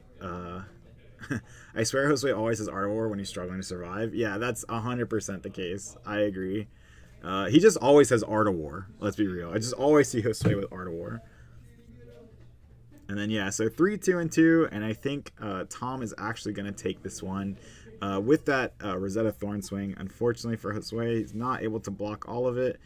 Yep, and so that's going to be the fist bump there, and Tom is going to move to 3-0. Josue dropped to 2-1. Definitely not out of it yet. We have one more round of Swiss where he can make it up and make it into our top 4, which I don't know if we'll be streaming just yet, but if we are, I will be bringing that to you. I'm going to go rest my voice for a minute and get some water, but definitely don't go anywhere. We don't have too much time for round number 4 coming up. That final round of Swiss, I'll try to bring you a winning in, something that matters.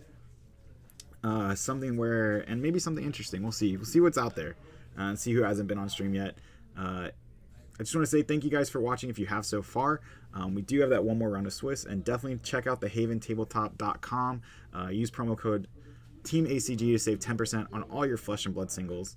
And we will be right back with round number 4.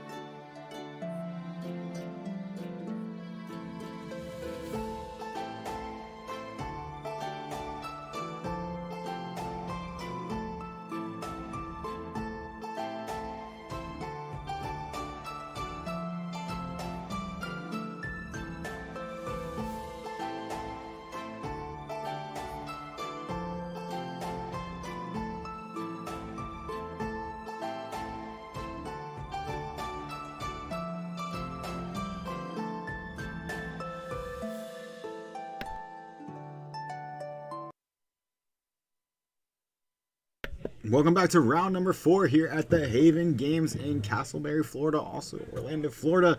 I'm excited to bring you this one. This is a winning in for Jamie, and Pedro's trying to play the spoiler for top 4. You know, Pedro's probably might be already knocked out even if he wins this one, but you know, 2 and 2 may be the bubble. I think 1, 2, and 2 will actually make it in our tournament today. But Jamie is on Olam.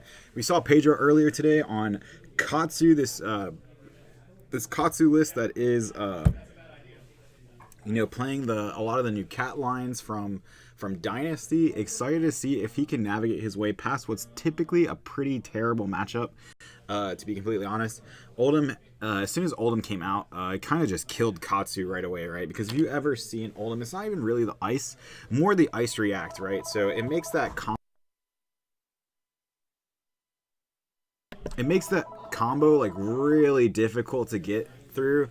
Unfortunately, because typically as soon as you go and fetch that last piece of the combo card, or maybe not when you fetch it, but usually they can react the last card in your hand away. So even if you hit with Katsu, you can't discard it to go fetch a card. Things like that. It just makes it really difficult for Katsu to play around that. You see Jamie's going to use his tunic in the tunic sleeve, if I had to guess. Not sure what's happening on stream here. Excited to bring this to you guys too. This is our last round of Swiss, so after this we do have a cut to top 4. Don't know if the players are going to split or play. If they say play, we will be bringing you those matches. If they say split, I'll be bringing you what happened. I'll be saying that they split and tell you who takes home the cold foil. But I know last time this happened, they actually played out top 4, but basically they split the packs and then they played for the cold foil. So that'd be cool to see if they do that again.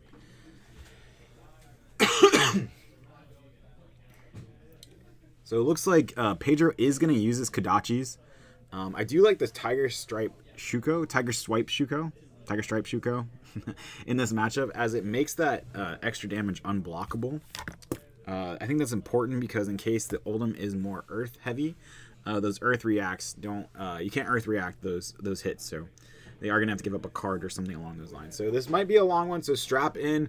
Oldham does tend to, you know, make the game go a little bit longer than normal. Katsu's gonna do his best to end the game as fast as possible. Looks like Jamie was thinking about just arsenaling and passing, but maybe we do actually see an attack here. Nope, just gonna arsenal the Macho Grande, I believe it was. And now we're gonna go over to Pedro's turn. He wasn't really able to cycle any cards in his hand. His hand does look a little awkward. He does have a Flick Flack, which I don't know if is the best card in this matchup. If it's the blue one, I kind of understand, but it looks like it is not. We're gonna pitch 100 wins here. Or I'm sorry, I think that's actually a Winds of Eternity, but it looks like Jamie does have the Earth card, but he's going to use it to use the shield. And I think that shield is actually the Ram's Head shield is going to get a lot of work in here, blocking one constantly every turn, which is going to block one of these Kodachis. I normally like to block the second Kodachi hit, but if Jamie's actually able to keep him off these hits for Mask of Momentum, with Crown of Seeds and the shield,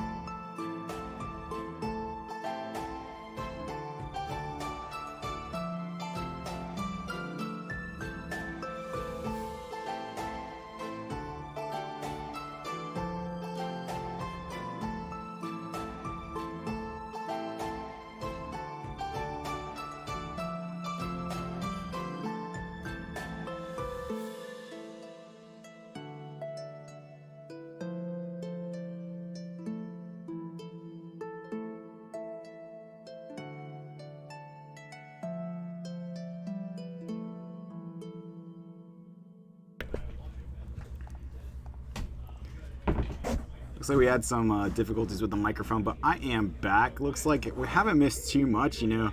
This is a big turn from Pedro with the torrent of tempo. I do like the fact that he was able to get 4 chain links off against this, against Oldhim. Oldham's already used his Earth React.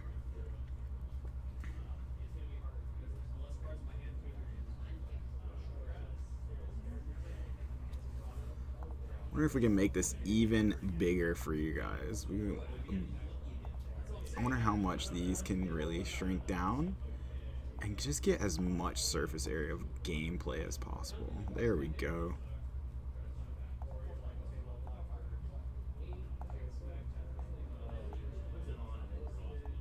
Let's go. That's awesome.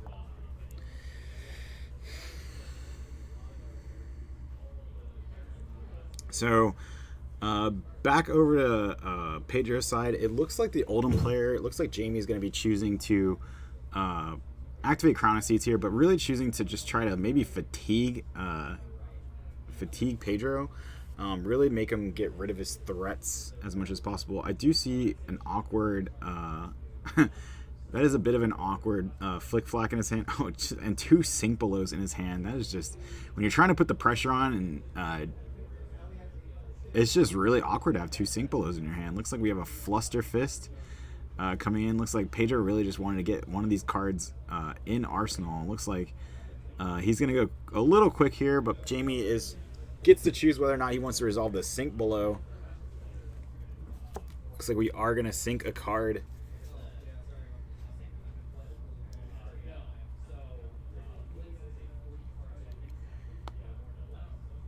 And then Pedro's just going to draw up. Jamie is going to start his turn with just a Command and Conquer. He is threatening Pummel, I think, because I do think he has 2 cards in hand. Just a Command and Conquer for 6 damage. No go again. Nothing crazy like that. And I actually, now that I look at it, I don't think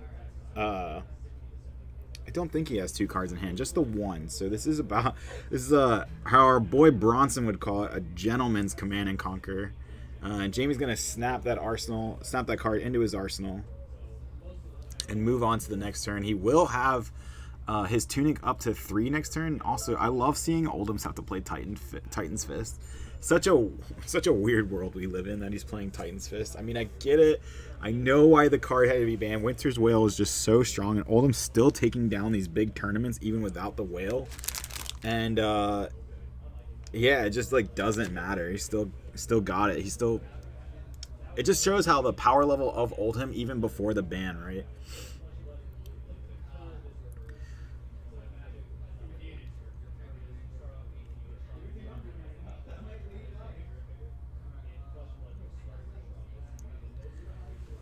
So 2 Kodachi swings later and an attack, but it looks like, if I'm not mistaken, that does trigger Mask here, and it's going to, and we're going to draw a card. Looks like Jamie wants to keep his hand. He must have a good one, but it looks like, oh no, it looks like Pedro actually drew into the 3rd copy of Sink Below. Now he can discard it, I believe. Yeah, he's going to discard it, or discard one of the cards, probably the Sink Below. The 3rd copy of Sink Below. Go fetch a card with combo.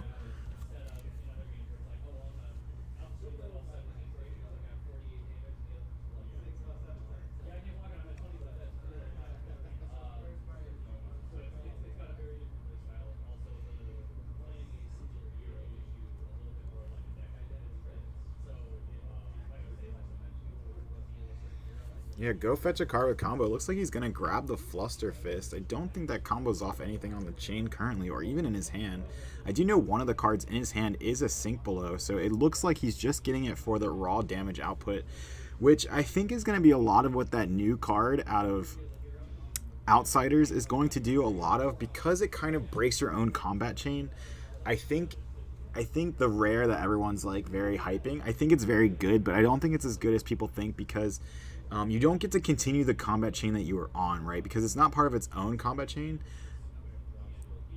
So in that card, you get to banish a card with combo. And then you get to like search your deck for a card with that same name and then play it. And it looks like we have our first Tiger coming out. Looks like it's going to be 0. No bonus there. So the Tiger actually does live on the combat chain. And it looks like we had to have the Fluster Fist coming in for 4 damage.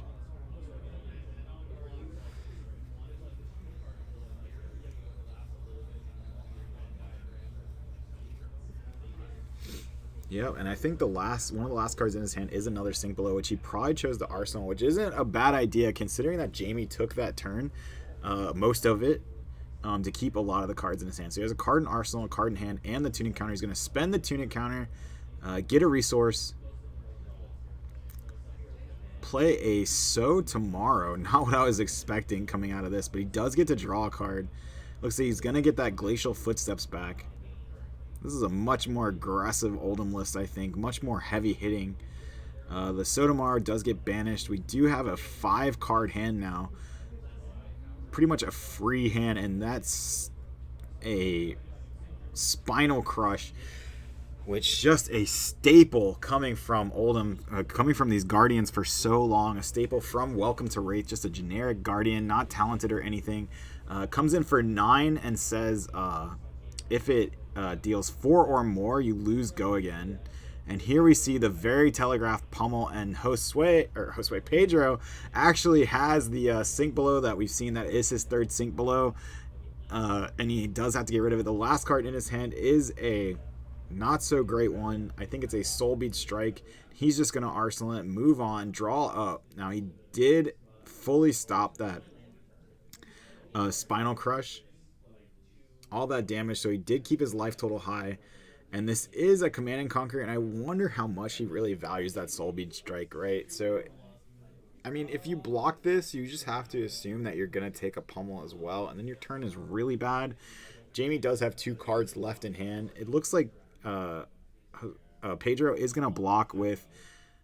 Wow, he's giving up Mask of Momentum, Tiger Stripe, Shuko, and the Bingo. So this is blocking for 7. And here we see the Pummel is actually going to bump this to 10. And Pedro's still going to take 3 here and lose another card. Pummel is just so devastating against any hero that wants to go wide. Especially when it comes off a Command and Conquer.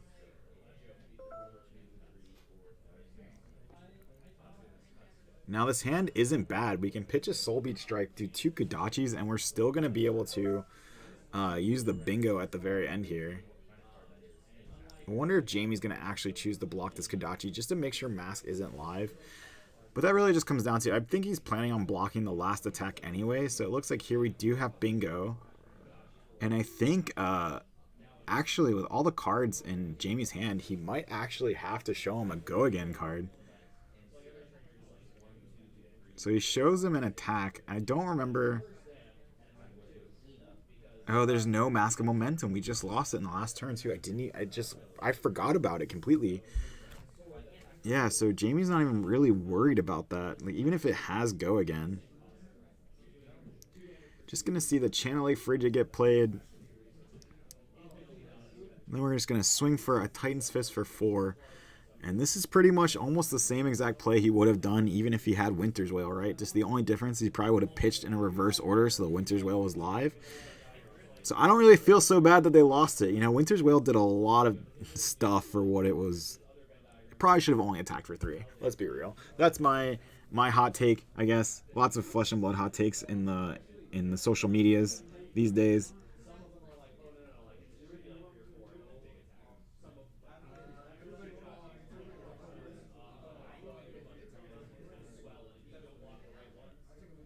But I truly believe that Winter's Wail probably would have been balanced around coming in for 3.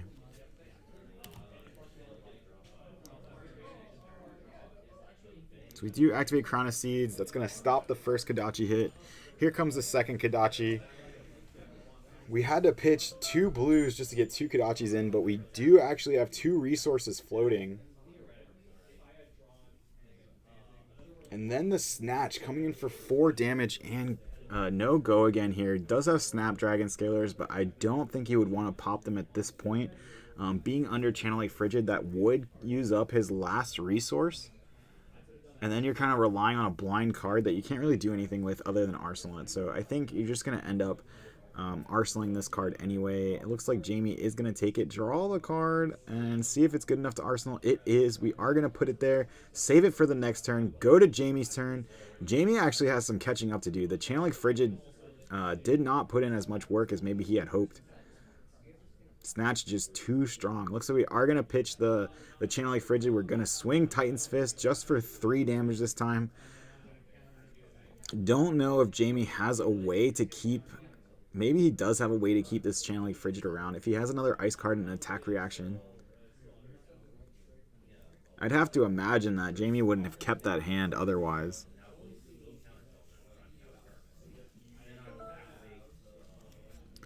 Like, there's no way he kept this hand just to swing Titan's Fist for 3, right?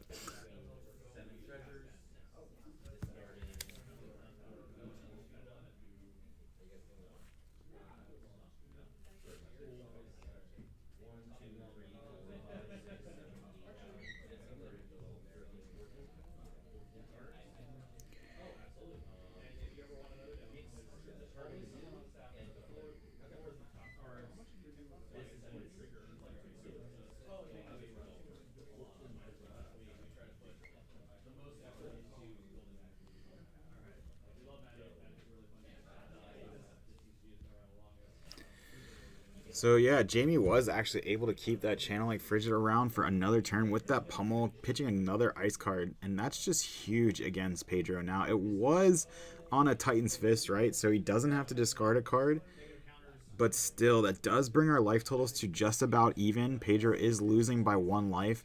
Jamie really trying to claw in his way into top 4 with a 3-1 record. Looks like we are going to pitch the Rising Knee Thrust and a Rushing River. Is really testing my card knowledge with these obscure ninja cards. But yeah, we are going to pitch into a Crown of Seeds, stopping that first Kodachi. And it looks like we are just going to use the last 2 resources to swing Kodachi, and then we're just going to block with the shield. So that's not going to do too much here. Yep, and Pedro's going to have to pass. Doesn't see it. It's really worth it to try to chew through this Channeling Frigid. Interesting to see the Lord of Wind line in here. I wonder if... I don't really think I've seen a Surging or a Whelming. I think that it's just a card you can fetch with combo. If you want to get some more damage in. It's also a blue block 3. Cost 0, so it turns on Kodachis. Jamie has just been our guardian hero for so long. Knows how to play the deck so well. And here we just see a Chokeslam. Chokeslam... don't think does too much against Katsu. It just means your cards can't gain damage if it does 4 or more if it crushes, but he does have 100 wins in his deck and Rising Knee Thrust, so those cards do care about gaining attack, right? So see him trying to block with 2 cards now. He is threatening Pummel.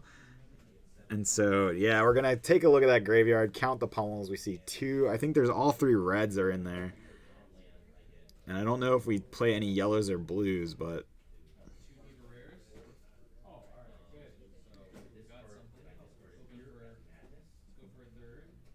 looks like Pedro really just wants to block with 2 cards. Wow, 2 red Rising Knee Thrust.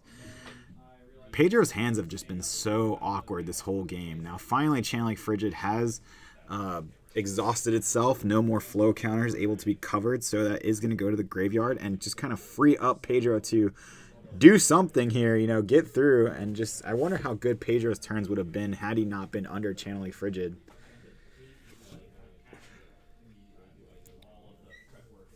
And another Kodachi swing here. And again, you don't have to worry about blocking these as much because the Mask of Momentum is gone. So here's the first 100 wins. I think this comes in for 4 damage. And go again. Looks like it's going to be 3. And I think the next one is going to be buffed up to 4. Or it's actually a Winds of Eternity, right? So this, I think this is 5 damage. And if it hits, you shuffle the Winds of Eternity back. So, just 4 damage. But we do have the sink below, and that's going to be perfectly covered up. Looks like Jamie does get to pick whether or not he wants to sink a card.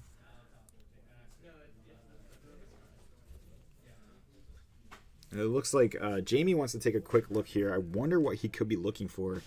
Maybe he's looking for how many D-reacts are left or combo pieces, anything like that, like threats, things like that. So we are going to go over to Jamie's turn, and I do see one of the most devastating cards that a Guardian can play. Don't know if he's going to actually play it this turn. I don't think he has the resources to do both, but maybe. Oh, he definitely does. Here we go. It's going to be a Titan's Fist for 5. Dominate 5, and if it hits, you discard 2 cards. And unfortunately for Pedro, I don't see a way out of it. I think maybe you just take the 5 here, keep 2 cards. Really giving up that Mask of Momentum and still getting pummeled way back when, I think was just a bit of a death blow there. Giving up that piece of equipment, really huge, and just Jamie's been not so afraid of any of these Kodachi swings or anything like that, so he hasn't really had to worry, and he's been able to keep a lot more cards in his hand.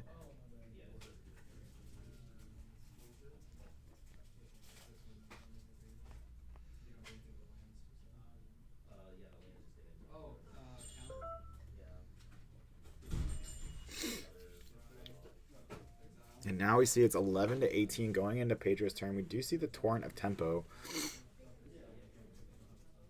coming in for 5 damage and threatening go again if it hits. So Jamie would just have to give up 2 cards here. Block it for 5 or 6. This would just kind of end the turn. Pedro would just have to arsenal that last card. Chose to keep it in hand, didn't swing Kodachis. Again, the Kodachis are less impactful because, again, he doesn't have the Mask of Momentum. I really feel like those Kodachis were designed with Mask of Momentum in mind.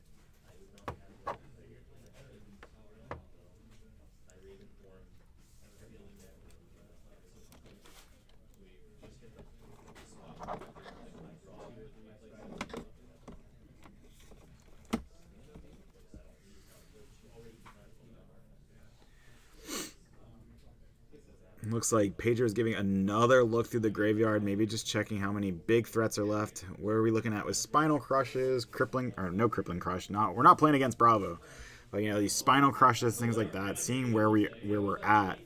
I do see a Flick Flack in Pedro's hand. I don't like playing the Flick Flacks into Guardians. I know it's another D-React that you can play from Arsenal, but I just think it kind of gums up your hand when you don't want them.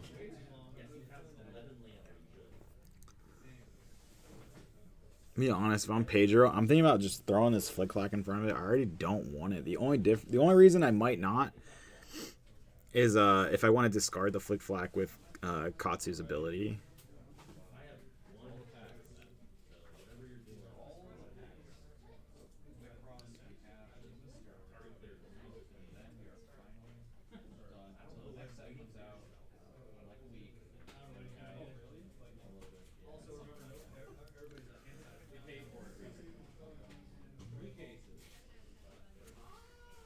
So here we go. Gonna swing the Kodachi.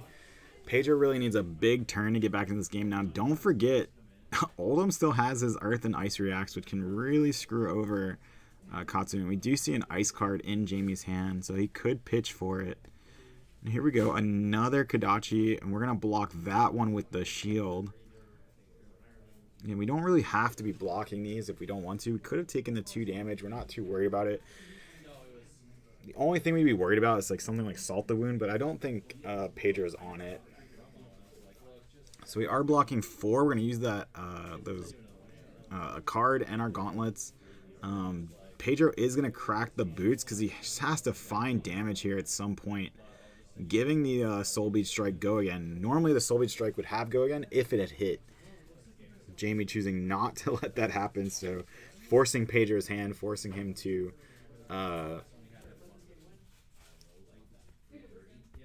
crack the boots, and in response, Jamie's actually going to activate Oldham, activating his ice reaction here. So what happens now is Pedro has to choose a card in his hand and put it back on top of his deck. I think he chose the... maybe Pedro thought he just had a free and clear chance to keep going, because maybe he thought, I don't know, he hadn't done it yet, so why is he going to do it now? But Jamie actually choosing it to save it for if he were to crack the boots. And it looks like Jamie might block with a Spinal Crush, but knowing how powerful that Spinal Crush is in this matchup, definitely was some hesitation there. And it looks like he's still going to take 1 from the leg tap.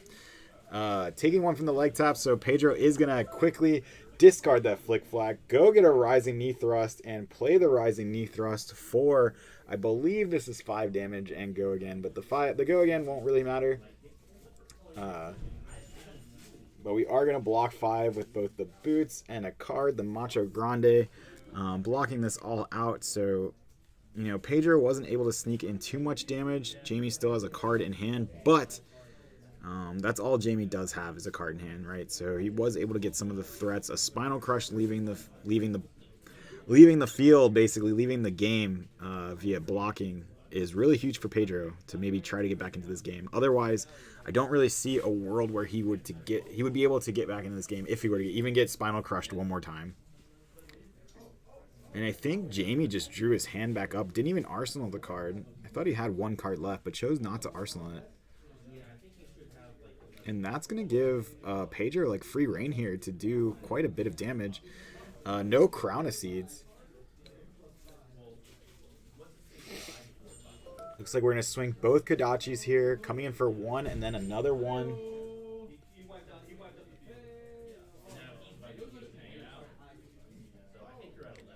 And then just a Lord of Wind. No go again here. Now, is he threatening a Razor Reflex? I haven't seen. We've had Pedro once on stream already, and I don't think I've seen a Razor Reflex either this game or that game.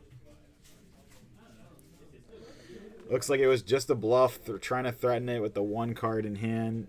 Pedro choosing to keep the 2 cards. Is he going to arsenal a card? Looks like he is.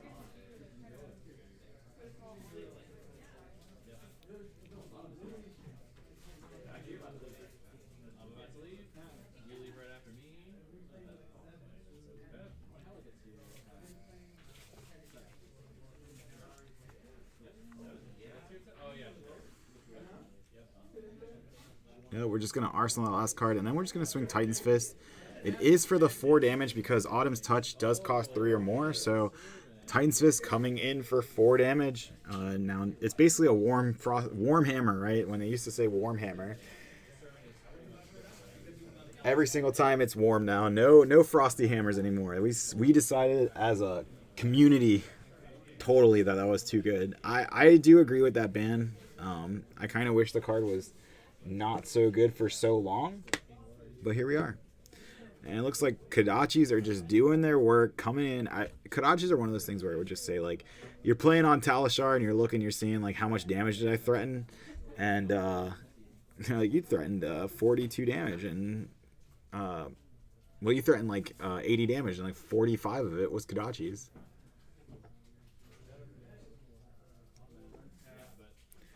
It looks like Pedro's deck is actually getting very thin here. He looks like he's trying to find the line. He only has to deal 16. I think the take the tempo in his hand is huge. I think if Jamie just swings a hammer here, I think there's no world where Pedro doesn't take it. He has to take it to try to find a really big turn to claw back into this game. And that's what we're going to see. We're just going to see a warm hammer here for 4. If I'm Pedro, I'm saying if you have Pummel, you have it. I wouldn't even give him that Rushing River. I would keep every card in my hand. Unless you know for a fact that Rushing River is like an extra card. But it looks like we're going to swing Kodachi. It looks like he did have 2 blues that cost 0. So maybe that Rushing River just wasn't good enough. Not too bad. Oh, and I see the Fine Center as well. It's just really difficult for Pedro to find any real source of damage here to get through any of this blocking that Oldham can do.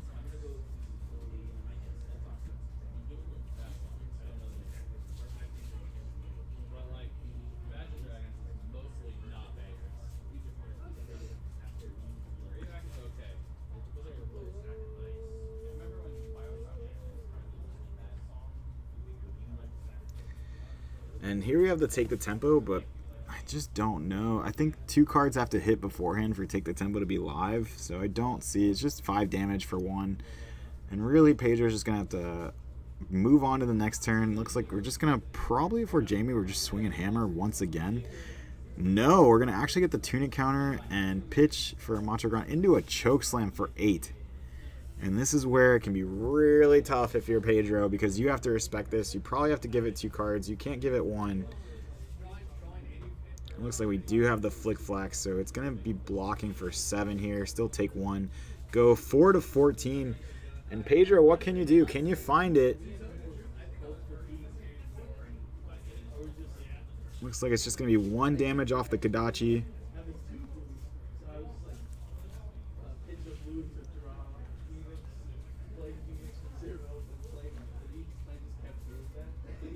Another 1 damage on the Kodachi. And then 100 wins, coming in for 3 damage, I believe.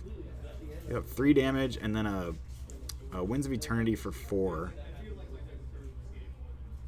And Jamie did not have... He did have an ice card to block it should he choose to, but it looks like he was holding on to it. But if I'm Jamie, I'm kind of thinking holding on to that. You've already made it to this point.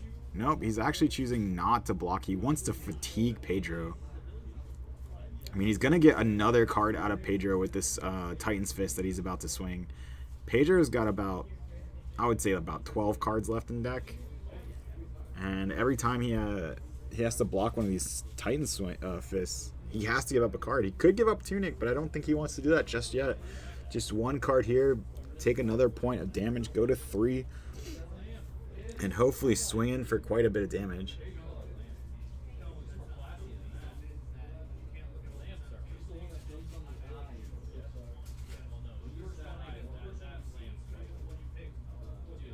Looks like we're just going to block with the Soul Beat Strike. We do like that card because it does block for 3, so Pedro is going to go to 3 here.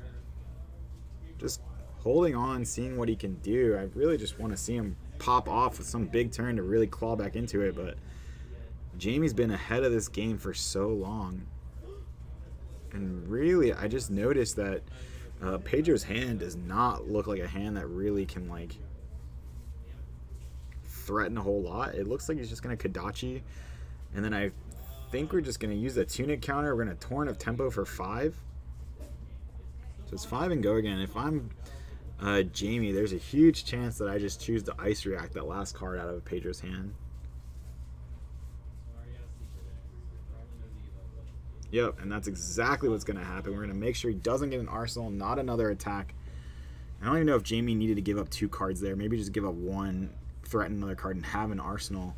But it looks like it's going to be another Titan's Fist for 4, and that's just how we're going to whittle the game down. Pedro's going to probably leak a point of damage like every turn until he has to give up 2 cards.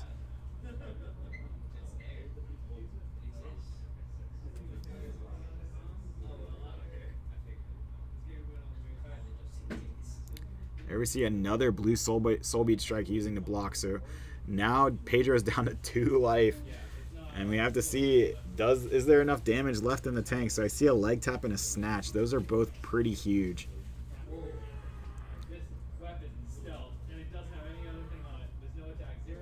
Looks like we are going to pitch to block with a shield. I do like that everyone's using their metal tokens that we got from ProQuest season. Shout out to LSS for giving those out. I think those are really cool and really useful. A lot easier to use than dice. You just flip it over. You have 1 floating, 2 floating. The only difference is, for some reason, I remember to take dice off the table more often than I do the coin. I just leave the coin there like all the time. And not a bad play from Pedro. He's actually going to get both cards out of Jamie's hand. Jamie really trying to keep him off of a Arsenal card. I think that is like kind of be the one card that really helps him get back into it, to where he can kind of swing the tempo, would be having an Arsenal card.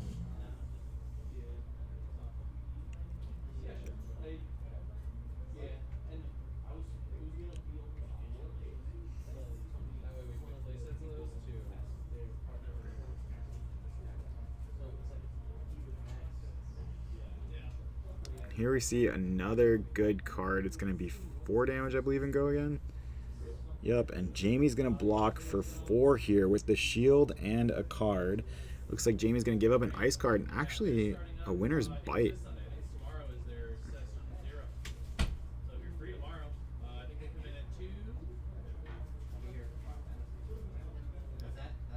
Jamie still has 2 floating after pitching that ice card.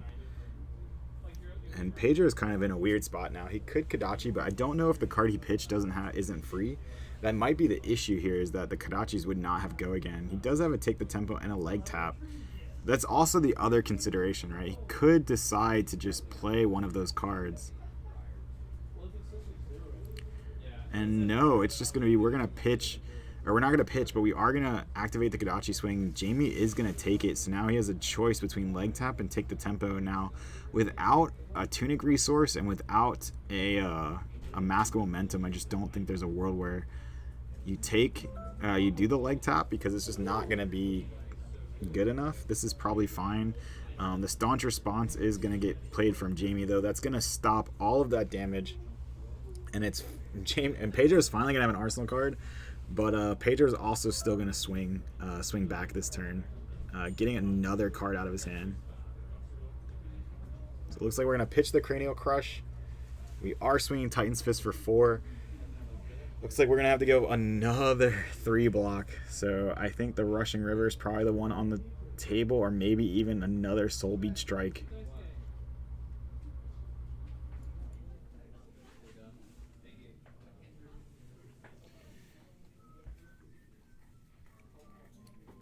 Looks like, again, now we're at 1. We're at the point of no return for Pedro. We're just 1 life. Any touch from Jamie will kill him. If Jamie has like a dominated card in his hand, he might want to keep it, but it looks like Pedro was able to whittle him down far enough where I don't think Jamie's going to be able to keep every card in his hand.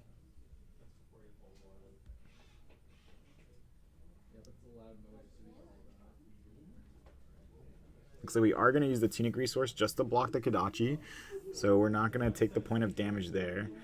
Pedro worried a little bit about the cards left in his deck. I think it's mostly blues too. And it looks like we're just going to Oldhim react here. And now Pedro has a decision to make.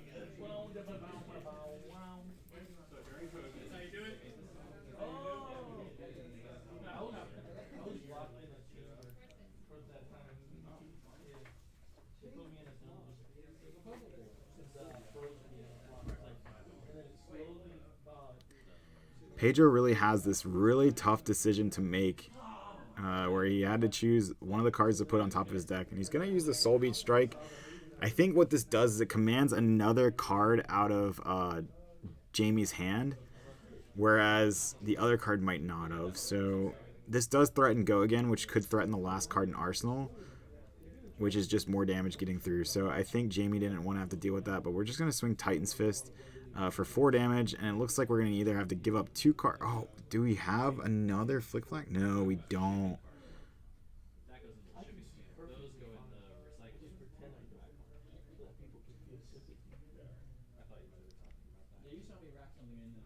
Looks like we are going to give up the Tunic because we have to. We don't want to give up another card. Every card we give up, if we start giving up 2 cards to Titan's Fist, which will start happening next game, or next turn, as long as Titan's Fist comes in for 4. Looks like we're going to pitch the Fine Center. Another blue that costs 0, so these Kodachis are turned on once again. 1 Go-Agains, but with the card in Arsenal, Jamie is going to be able to activate the Crown of Seeds, which he hasn't been able to do for quite a while. But with the resources floating, we're going to activate, we're going to block with the Ram's Head and trigger its effect to block for 1. Then Leg Tap coming in for 4 and Go Again.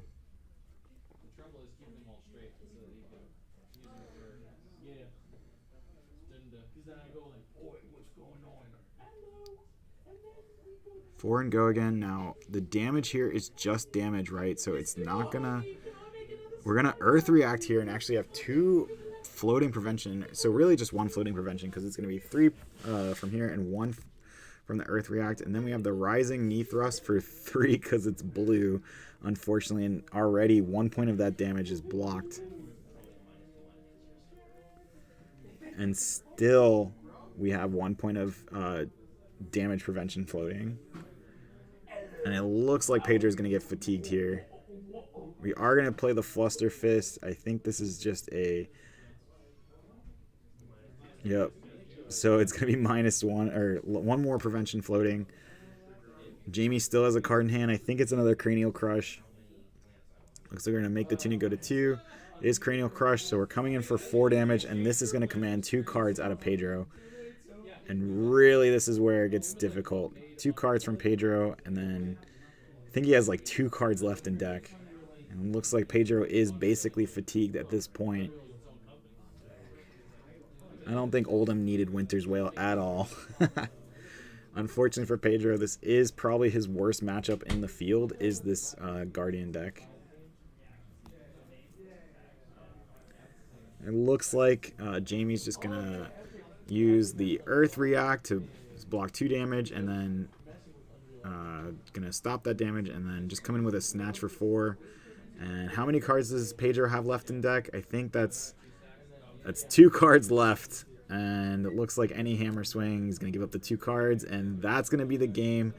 Now Pedro just has to swing one more time. Jamie just has to swing one more time. Pedro's going to make him do it. Here comes the swing, in for the game, and Oldham takes down Katsu, moving Jamie up to 3-1, locking him in the top 4. Pedro, unfortunately, dropping to 1-3, so I think he is knocked out, even for our top 4 here at Locals. But that being said, we'll be right back with Top Cut, if there is one. Otherwise, I will come back and just let you know what topped and kind of sign off from there. But we'll be back. Maybe there's a Top Cut coming up. I will let you guys know real soon.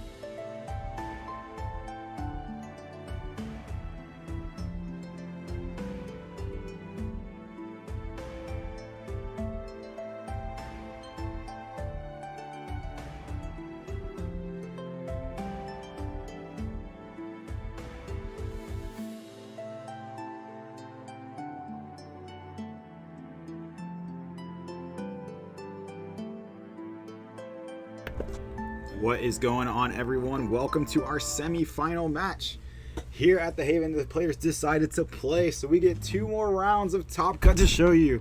I'm super excited for this. So happy that they decided to play it out. 2 more rounds of Flesh and Blood you guys get to see, and I get to cast for you.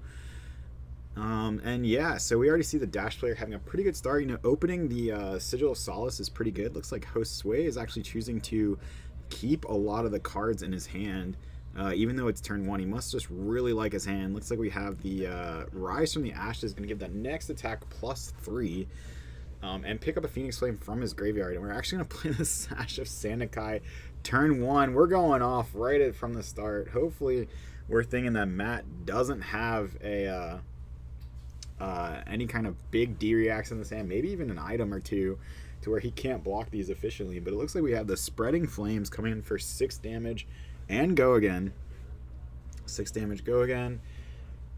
Really huge. And then the Phoenix Flame coming in for 2 damage because of Spreading Flames. And Matt's actually playing Unmovable and actually got to use it against a big attack. Something I just didn't expect to see. Here we have the Rising Resentment coming in for 3 damage and go again. If it hits, you get to banish a card and it costs 1 less. We'll have to see. Now, he does have the, no matter what happens here, he still has the Lava Burst in hand. That's actually pretty huge. Hopefully he chooses to not get greedy and kind of like crack the boots and the Mask of the Pouncing Lings. I think this isn't really the time. But here we have a Lava Burst coming in for 5 damage and go again. No, looks like it's going to hit for 1, and Josue's thinking about cracking Mask of the Pouncing Lynx. Chooses not to. Good job there. I'm happy. I'm very happy he chose not to crack the Pouncing Lynx there. I think you're really searching for that one big attack that you want to use it on.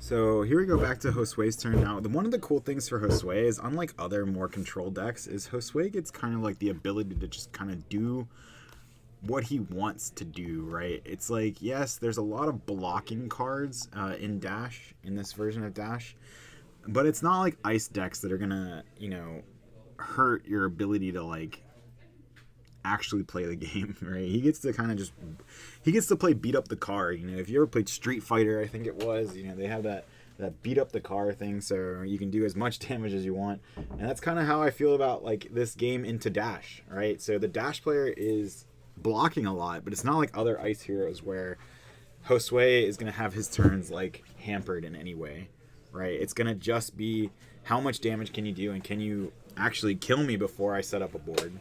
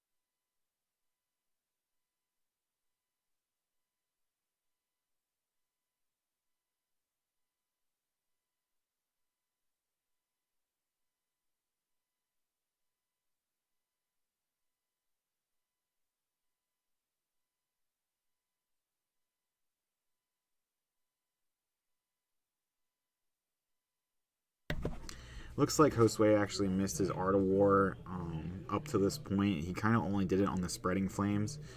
And unfortunately, he missed it. That's about 3 points of damage that he did lose out on from Rising Resentment, Brand with Cinderclaw, and Phoenix Flame, all not getting its +1 damage buff.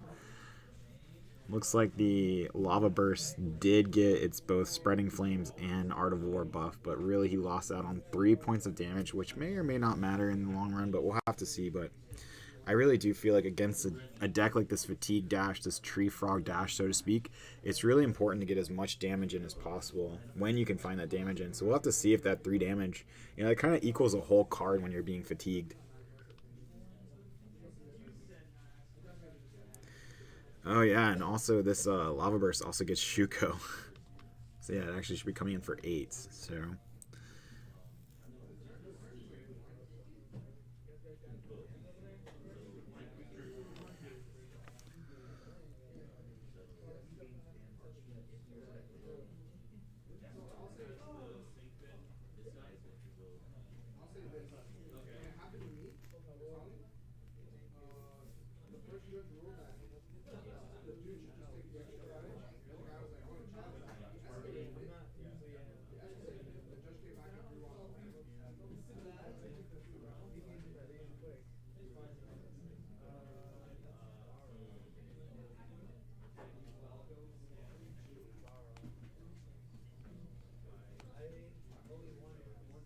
So it looks like we do have a judge call talking about the missing damage, and I think we're just gonna, we ended up losing out on it, unfortunately. We are just gonna scoop everything up. I want to shout out to both these players for playing on stream. It is locals, and we've been streaming for 4 hours, so these players have been playing for just about that long. Going into a top 4 match, it's a lot to remember. Oh, it looks like we're actually gonna replay the turn. I think they give that benefit of the doubt to the player, the blocking player, right? So looks like we are playing the entire turn again. So it's going to be the Brand with Cinderclaw, the Rising Resentment coming in for 4 damage.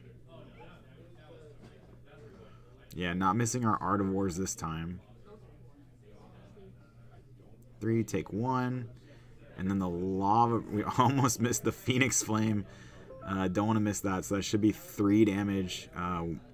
1 from Spreading Flames, 1 from itself, and 1 from the Art of War.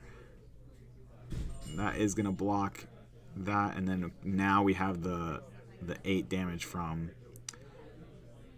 Lava Burst. So that's going to be another hit off of Lava Burst. Now this may be where you want to play Pouncing Wings.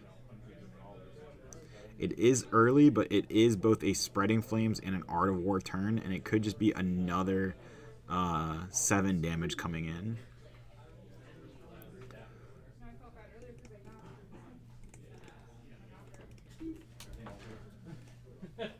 Looks like Josue was reaching for it. He really wants to crack that Mask of the Pouncing Wings. Looks like we're gonna hold on to it all. That was a huge turn from Josue. Yeah, you guys have been coming in for a while.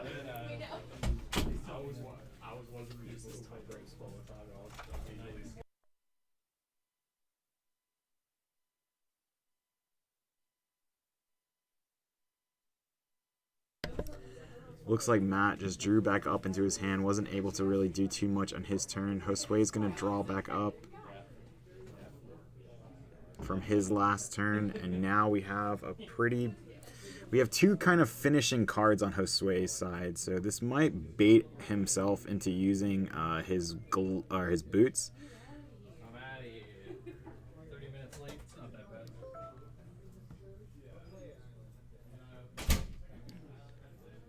So Mounting Anger.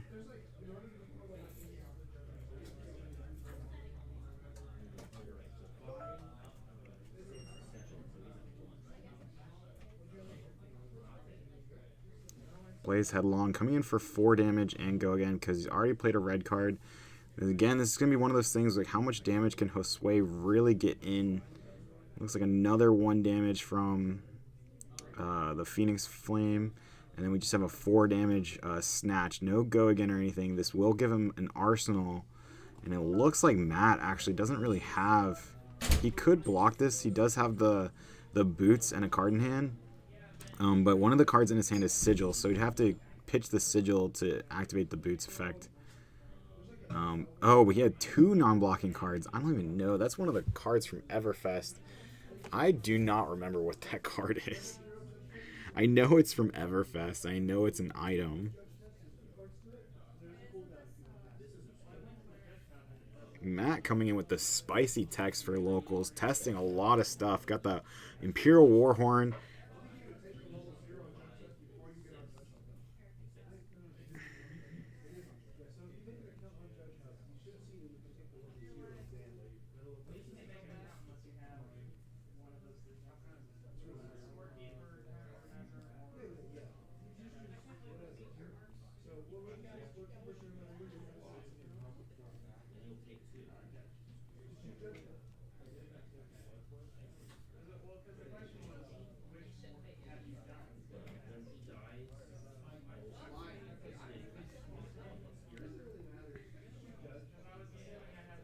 So that is the Amulet of Echoes. And so the Amulet of Echoes is destroy Amulet of Echoes. Target hero discards 2 cards. Activate this ability only if they have played 2 or more cards of the same name. That's kind of interesting, right? They have to play 2 cards of the same name. So what would Josue play that's 2 cards of the same name? So that would be like Phoenix Flame in the same turn. So if he plays 2 Phoenix Flames, it kind of keeps him off of that. That's actually really kind of big because Josue plays Phoenix Form, and Phoenix Form cares how many Phoenix Flame you've played in the same turn.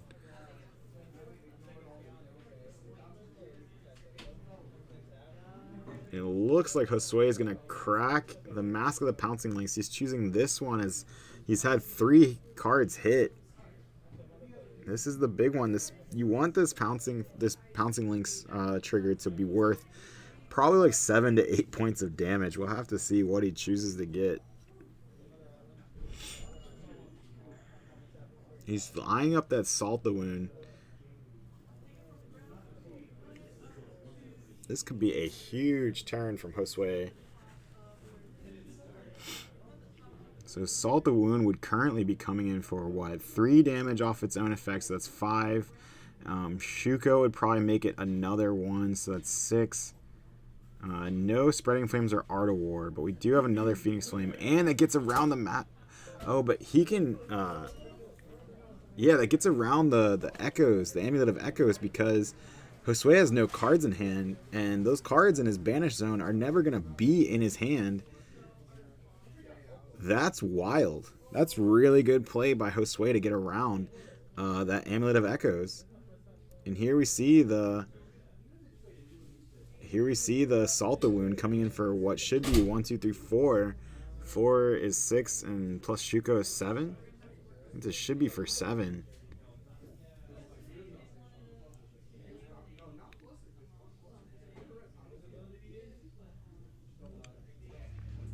So it looks like Matt, maybe it was for 6, and Matt was able to block all of it there, but pretty big to get the last 2 cards out of Matt's hand. He hasn't been able to set up items at all.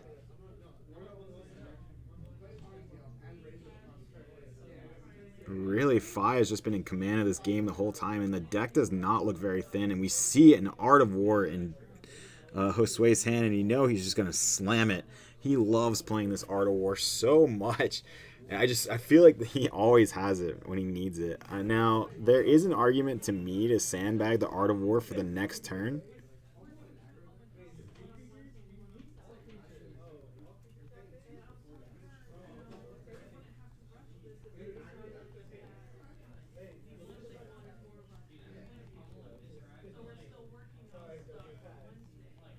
So there's always an argument to sandbag it for next turn, but...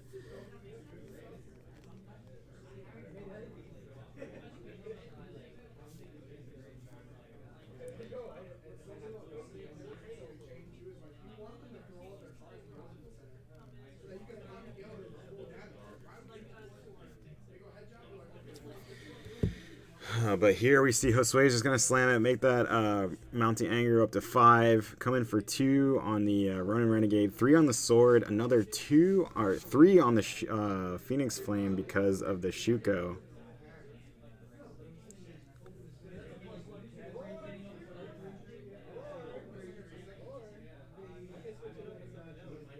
And it looks like Matt's just going to keep blocking out as much as he can. Again, that's why I like sandbagging the Art of War. Other than Command and Conquer, you don't have to worry about losing it if you sit it in your arsenal. And just playing Art of War on a 5-card hand is just so much more impactful than a 4-card hand.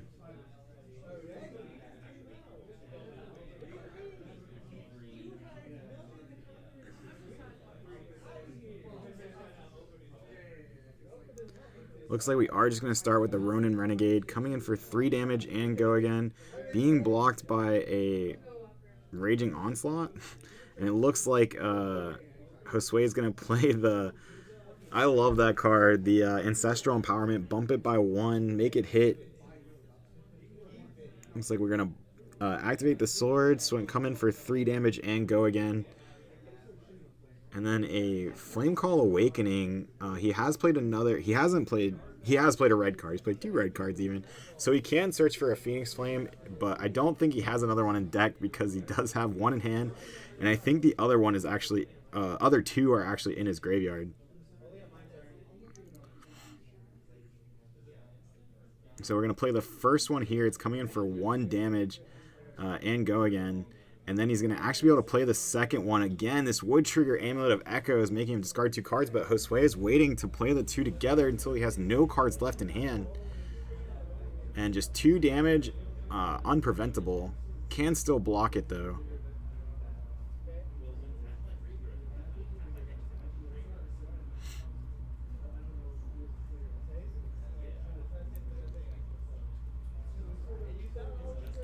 And Matt dropping down to 14 life. I don't know if he's where he wants to be with how many cards that Josue has left in deck. Now, Josue does draw up to 2 potions. I don't know. He doesn't have a way to play both potions. He's probably going to pitch 1, do some attacks, and then just play the second one. If I'm Josue, I'm actually thinking about giving Matt a turn. Just because this turn doesn't look like it's going to be very good. But that is not what Sway is deciding to do. Looks like he's going to play the Mounting Anger. Mounting Anger going to come in for 3 damage and go again. Actually, 4 damage and go again, sorry. 4 damage and go again.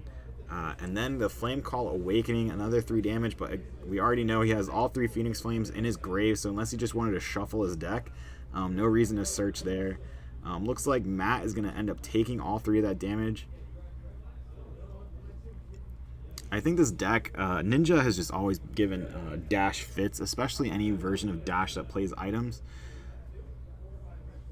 It's just really difficult to really kind of get those items set up while, you know, a deck like Ninja is like hitting you in the face as hard as it can, as fast as it can.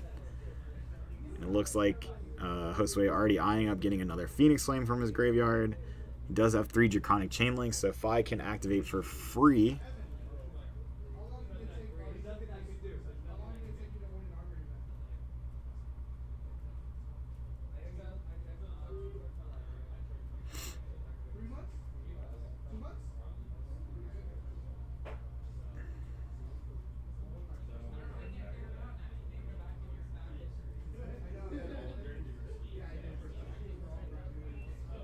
And it looks like Matt's just going to sigil there. Gain 3 life, and really he's just not in a great spot. Looks like we are going to get a Plasma Purifier down, but it's just so late in the game in order to do that. The only saving grace for Matt is that Josue's hand is not good. He has a Ronin Renegade and a Phoenix Form. He has basically 2 finishers in his hand. He has the Phoenix Form and the Snatch. You don't really want both in your hand. Looks like it's just going to be a 4 damage Blaze Headlong and a pass. He's going to give it go again with the boots. I don't know how I feel about that, really. I don't know if this is worth it. I guess he just wants to keep the pressure on. He can play the Ronin Renegade, but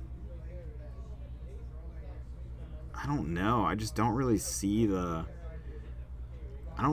huge benefit at this point, other than just keeping pressure on, not letting Matt set up a board. But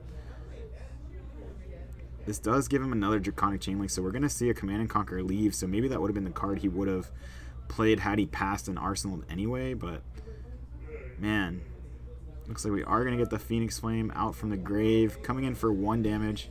Matt's going to take that one. And this actually, you know what, actually cracking those boots, I didn't see it, but Josue, you know, he's been surprising me. And this turn has actually turned into something not so bad. Another 3 damage from the Phoenix form.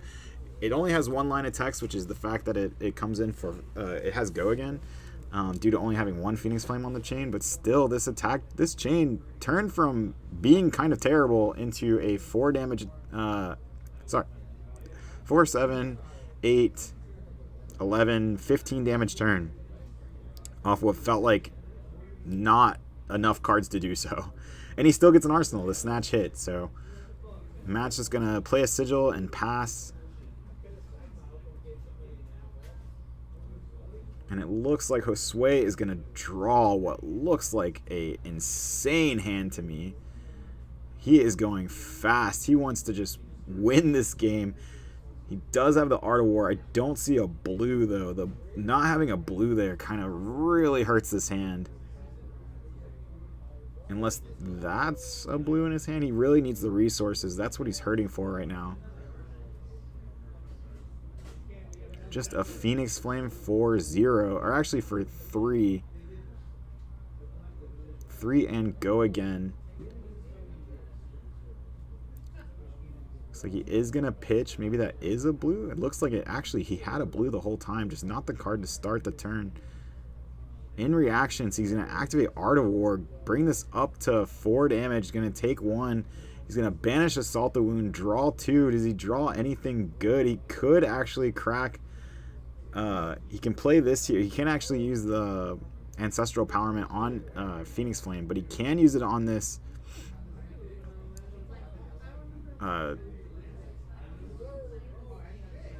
yep, he's going to activate the Ancestral Empowerment, bump this by another 1. Coming with the sword for 3 here, and this has been a huge turn from Josue, a huge turn of events even. Matt only has 2 cards left in hand. He still has his boots and his chess piece to block with just to stay alive.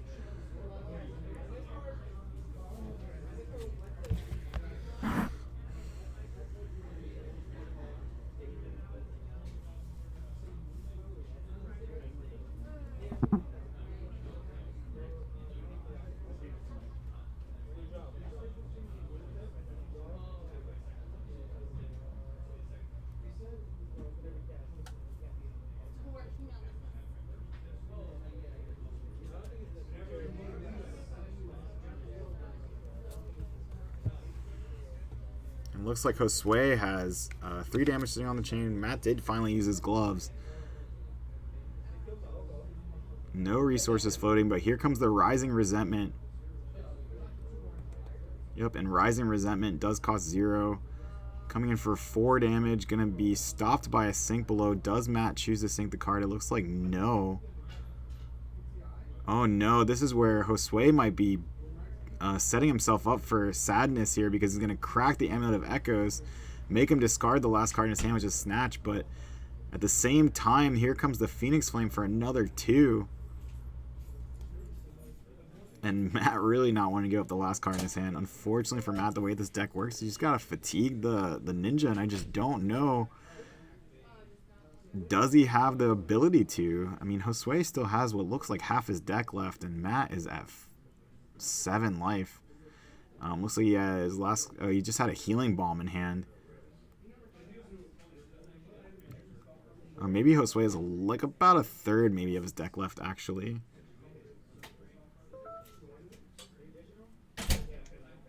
Yeah, but it looks like this is an all red hand. The only piece of equipment he has left is the Tiger Stripe Shuko.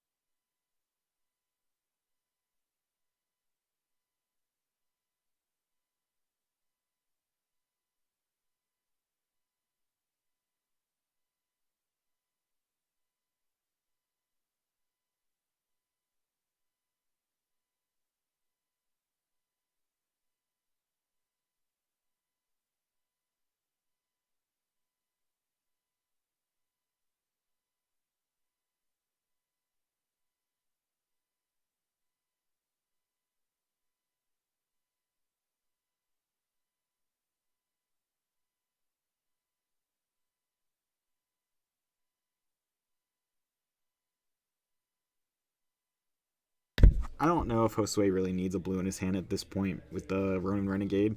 It is being blocked. Looks like he did need it because he's going to swing the sword for another 3. Looks like Matt is going to block it with the last-ditch effort.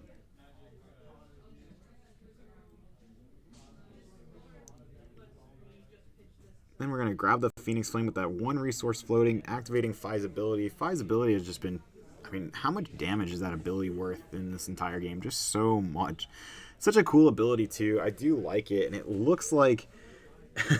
Josue, if only he had he had his boots still up. He has the Draconic Tome. I don't remember the name of it, but does wait to see if you're at chain link 4 or higher, and then you actually get to draw 2 cards off of it. So he's gonna arsenal that card. Hopefully he doesn't get stuck there, but that could be his game ender. I thought he would arsenal Art of War rather than sending it to the bottom with E-Strike. Yeah, it's a good point. He might have, but chose not to. He's going to arsenal that Draconic Tome, draw his next 4 here, and that actually might be all she wrote. If he can get a full turn here with the Tome, and he draw a Liquefy. Playing all the spice here at locals, but just not at the right time to want to see it. Liquefy is gross. Having the Tome and Arsenal and the Liquefy in hand, you have 2 niche cards that you don't really want together. And here they are together. Liquefy is really cute. I do like it, but he's going to pitch the Liquefy. He's going to Soaring Strike. I think this is for another 4 and go again. He had to pitch the Liquefy. That just... Oh, man. Just unfortunate. Looks like Matt is going to block with his Tunic and a Spark of Genius for 4 damage, blocking all 4 of it. And if I'm Josue, maybe I just send the E-Strike for 7 at this point. I don't see the harm in it. I really don't. You don't have your boots anymore. I almost don't want to see that Liquefy again, though. I think if he had Arsenal, the Art of War, he definitely probably would have won this game already, to be honest. But Matt actually might be turning this game around. So I know that's weird to say, being down 6-25. But Josue might be just running out of threats here, especially when you know that some of the cards left in tech are things like Liquefy. And Matt going to block with 2 cards, keep a card in hand. Probably something he's going to Arsenal if I had to guess.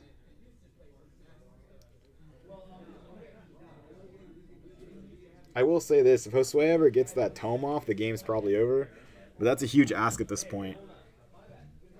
Let's see, there's about probably another 5 or 6 cards in the deck. These E-Strikes are actually kind of not being great for him. It looks like 3 damage on the Ronin Renegade, go again. Pretty solid start. But it does look like this hand's actually going to get him to Chainlink 4 or higher, so he will be able to play the Draconic Tome.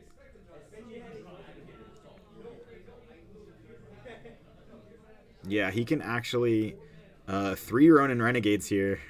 Oh, and Matt actually has a non-blocking card in his hand. He has a Heart of Fyendal, which he does not want to see right now.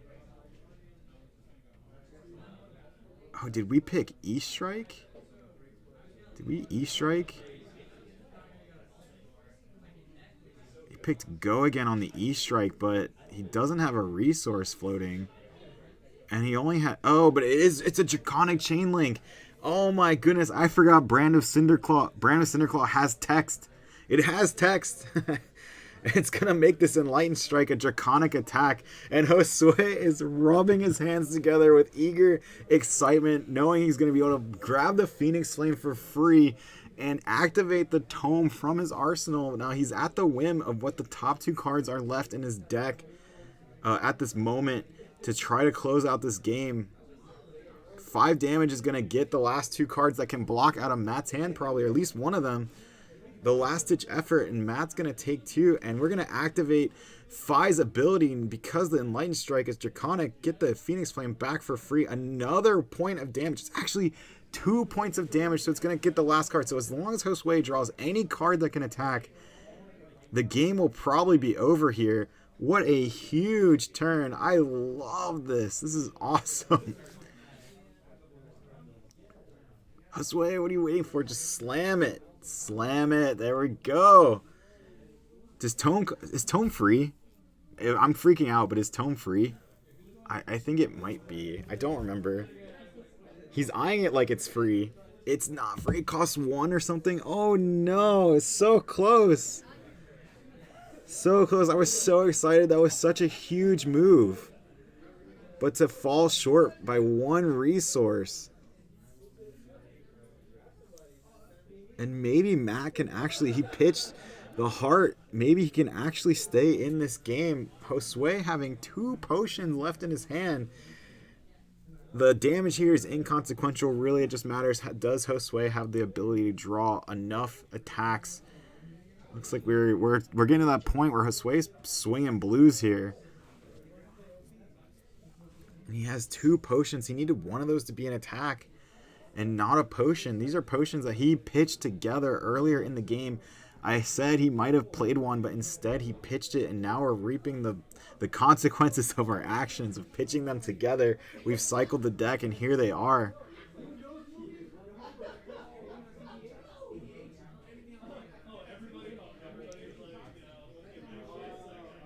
And it looks like we're going to block 3. Matt's just able to block so efficiently here. But here comes another Phoenix Flame. Oh, and now he does have the ability. He's going to have 4 chain links, and he has the card to pitch. So not as exciting as the E-Strike play, but still pretty cool. He's going to be able to draw 2 more cards off the Tome. He does get Tome off at least that I didn't see, but man, I wanted to see it off the brand with Cinderclaw with E-Strike. That was so cool. I mean, still cool he was able to get the Phoenix Flame back. I think that's great, but I really wanted to see like the Tome play off the brand with Cinderclaw E-Strike. That would have been a clippable play if that all went down. Still pretty cool that he did the E-Strike with Brandon with Cinderclaw and he still was able to get the Phoenix Flame back for free, but looks like he is going to Tome here. Draw, what is it, 2 cards, I think. And they are attacks. I don't know if they're enough, knowing that his other card's a potion. They have to come in for 4. As long as one comes in for 4, the game's over.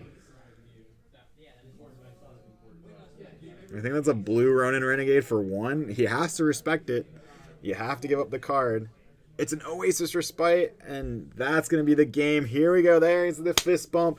Josue going to pull it out. It was so close. I know the life totals don't look close, but if you look at Josue's deck, it is almost gone. He would have been fatigued, and really it's just a gun show from there at that point. And Josue is going to take it to the finals. We'll be right back. That was awesome. Hopefully the other game, it was Oldham v Viserai, so we'll see how long it takes for them to finish, but we will be right back with finals. It'll be either Josue on 5 versus either Viserai or Oldham. We will be right back.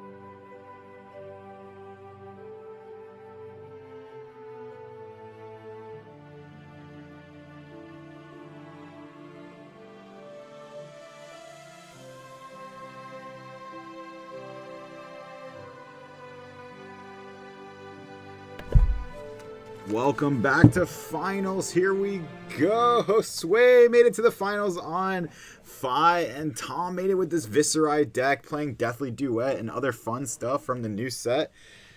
Tom gets to choose who goes first. I wonder if he chose himself or Josue. Josue may be trying. It looks like Josue is going to start us off in our finals match, Viserai versus Fi.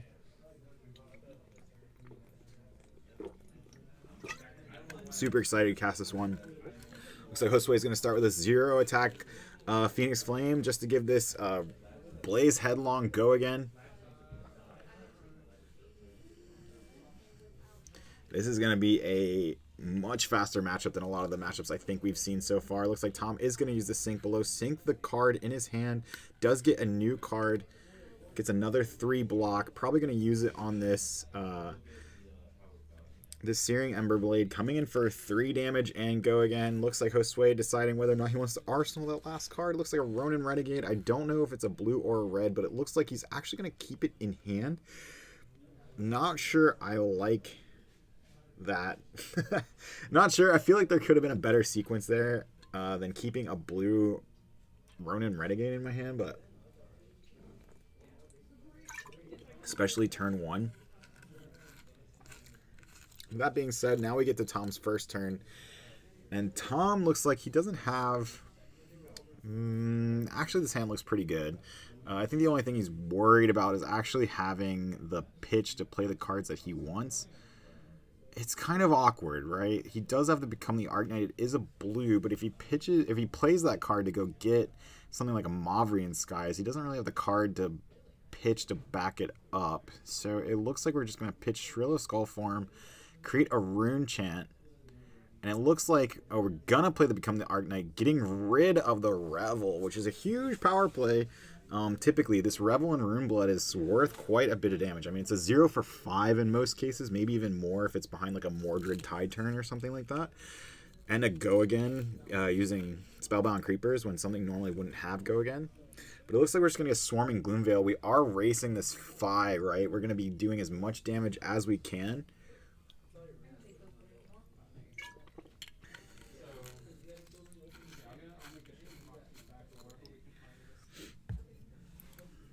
So it looks like we have a Swarming Gloomveil coming in. It's going to be 4 damage and go again with a Rune Chant. 4 damage and go again. I just want to say, if you guys have been here watching me through the day, we do this every Saturday, most Saturdays except for big events, things like ProQuest and RTN season. I am out playing at those events, but we do this every Saturday. Make sure you subscribe and everything so you don't miss any of the action. Looks like we do have a Rosetta Thorn for 2, 2, and 1 with the Rune Chant. And it's going to be up to Josue to kind of counter here, right? So Tom does Arsenal a card. It is 40 to 30 with Josue down by 10. He's going to pitch a blue for the Spreading Flames, a huge play. One of those power cards that I think Fi has access to is Spreading Flames and Art of War, right? Those are probably the most key cards in this matchup. But like I said, if you haven't already, make sure you subscribe and everything. We do this every Saturday, bring you live Flesh and Blood content with commentary. I think it's pretty exciting, and I definitely appreciate you guys watching. And if you can, make sure you shop thehaventabletop.com for your Flesh and Blood singles. Use the promo code TEAMACG on your order to save 10%. That being said, we do have the Spreading Flames into the Phoenix Flame for 2. Looks like that is going to be taken by Tom. He's just going to go to 35 now. Josue is playing Pouncing Lynx.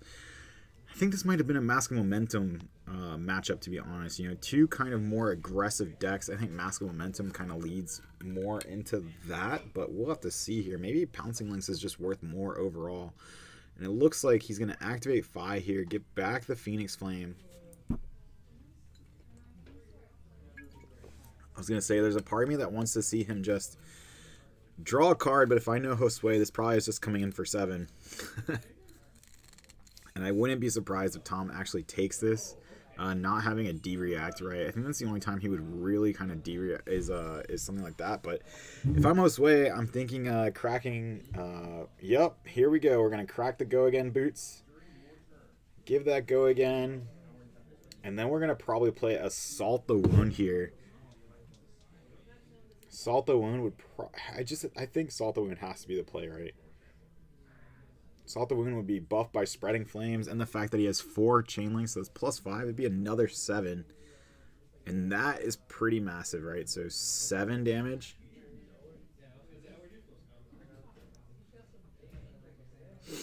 And it looks like this is going to be where Tom finally gives up cards. I know he's probably thinking at least give up the helmet, right? Who knows when you'll get another 2 block out of it.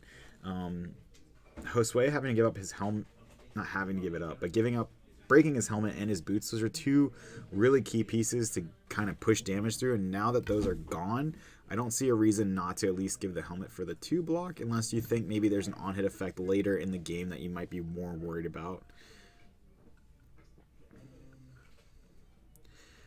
And maybe that's exactly what Tom's thinking. I mean, if you do take all this damage, that is more time that the Arcanite Skullcap is online, right? Maybe for something more impactful, something like an on-hit effect that you actually care about blocking. I heard, it's funny, it's so quiet now because most of our players have left. I actually heard Tom say this turn's going to be a little crazy, so I do see a Mordred Tide into a Revel, or not a Revel, but a, Mordred Tide into Mavrian Skies. That's going to create 2 rune chants off of Viscerai. Then we have the Shrill of Skullform coming in for, 7 damage plus 2 rune chants?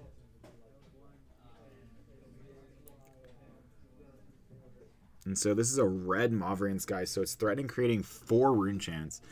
3 from its own effect, and then Mordred Tide buffing it by another 1. So now this does have go again naturally, but Tom even has the floating resource to swing the sword. I don't know the last card in his hand, but I wouldn't be surprised if it's something like a Revel.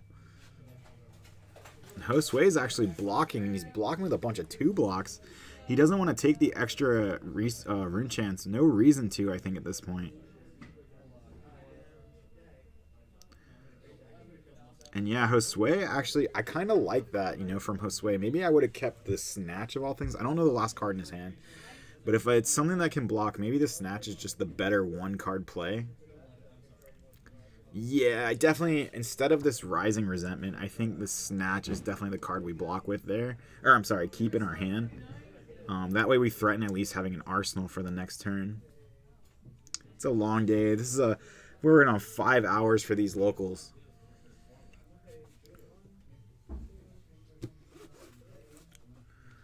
So it looks like the Mavrian Sky's coming in with a Shrill of Skullform. That is going to create a rune chance. So the Shrill is coming in for another 7 damage and go again. Threatening more rune chance being made on the back end. But if Josue's hand is good enough, it might be worth just keeping it. Not as crazy as having the Mordred Tide behind it. But you are looking at another 3 damage. So this would be a 10-point swing. Josue's hand is a little awkward. I see 2 attacks, a Rise from the Ashes, and a Ancestral Empowerment. And it looks like Josue is going to take all of it. Go to 15 from 22. Is going to create 2 rune chants, or a rune chant. That was a blue Mavrian Sky, so just 1 rune chant. I kind of understand more him taking it at this point then. So then we have a 6 damage swing, so 2, 2, and 2. This would drop you to 9 if you take it all. And looks like Josue is going to take it all. So Josue needs to have a really big turn, right? He needs to really swing this back around in order to have a chance in this game. I think a lot of it's going to come down to what he draws off the Ancestral Empowerment.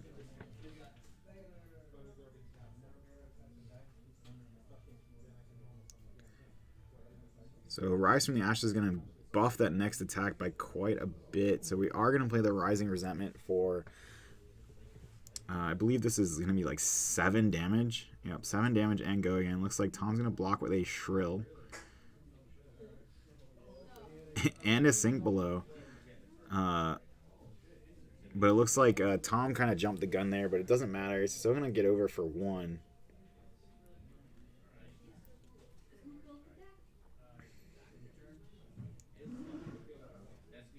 Do we banish anything with the Rising Resentment? Doesn't look like we are going to. So that did draw us another attack. I don't know which attack it was. Looks like a Mounting Anger. But it looks like we do have the Phoenix Flame coming in for 1 damage. And again, this is Viserai does, Viserai can be very fast, but he also has really good 3-card hands. It looks like Tom's actually going to choose to block a little bit more. Yeah, giving up the Spellblade Assault. I think Tom really wants to just have that really good turn in his hand to really close out the game. He's got a bit of time. He still has 5 block available to him on his equipment. I know he doesn't want to give up the Spellbound Creepers just yet, but yeah, and I think Josue is really feeling not having Mask of Momentum. That would have been another card for him to draw there. Now, Tom might have blocked differently, but really not having Mask of Momentum, I think, hurts. But, I mean, he did have the power play on Pouncing Lynx. I think Tom's just going to pitch to make a Rune Chant. Probably pass here. Nope, actually going to swing for 1 and 2. Now, I do like this in the sense that it does bring Josue down to a much more killable level, so to speak.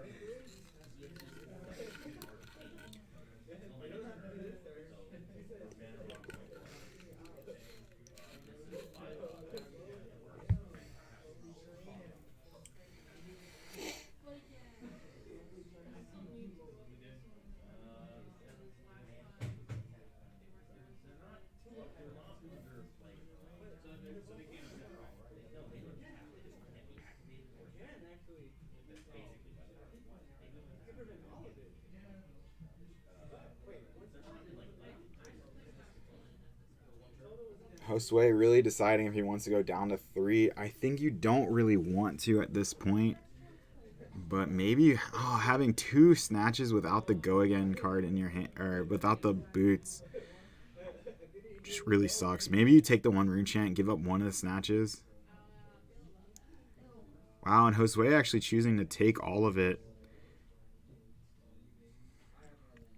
Oh, he might actually have to pitch one of the snatches. I think the starter card in his hand is the one that costs 1, and that's exactly what we're going to see here. It is the Mounting Anger, so that does cost 1. It's going to be 4 damage and Go Again. Tom is in quite the position here, and he's actually going to keep blocking. He's afraid of the on-hit from the Mounting Anger. And another 4 damage from the Blaze Headlong.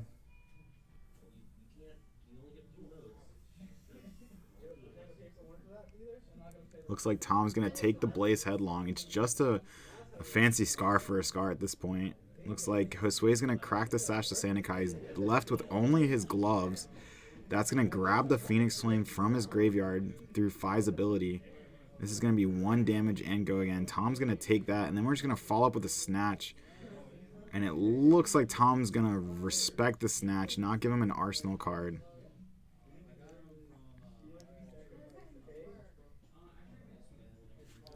Tom probably knows he can get a lot of cards out of Josue's hand, and Josue actually has a non-blocking card in his hand. And a lot of times this is what happens when you have to live. So it's going to be 3 damage and Go Again. Go again. Both from the Mauve Skies and the Swarming Gloomveil. I think Tom's going to crack the chess piece at this point to play the Revel and Rune Blood so that he can Revel and Sword Swing. Yep, looks like he's already getting ready to close the chain. Looks like we're going to see the Revel and Rune Blood come down. That's going to create 4 from itself and 1 from Viserai. That's 6 Rune Chants. We're going to crack that chess piece so that we can swing the sword. It's going to be 6 Arcane from the Rune Chants, 2 Arcane from the sword, and 2 Physical. So we're looking at 10 total damage here when one of the cards in your hand is being an Art of War. And 8 of it is in the air, so to speak. It's Arcane damage, a little different. He needs to have... It's interesting, right? So what's the most optimal way to block this to try to live? I think he's just dead here. 2, 3, 4, 5, 6. It's going to stop all of that, and he'll go to 2.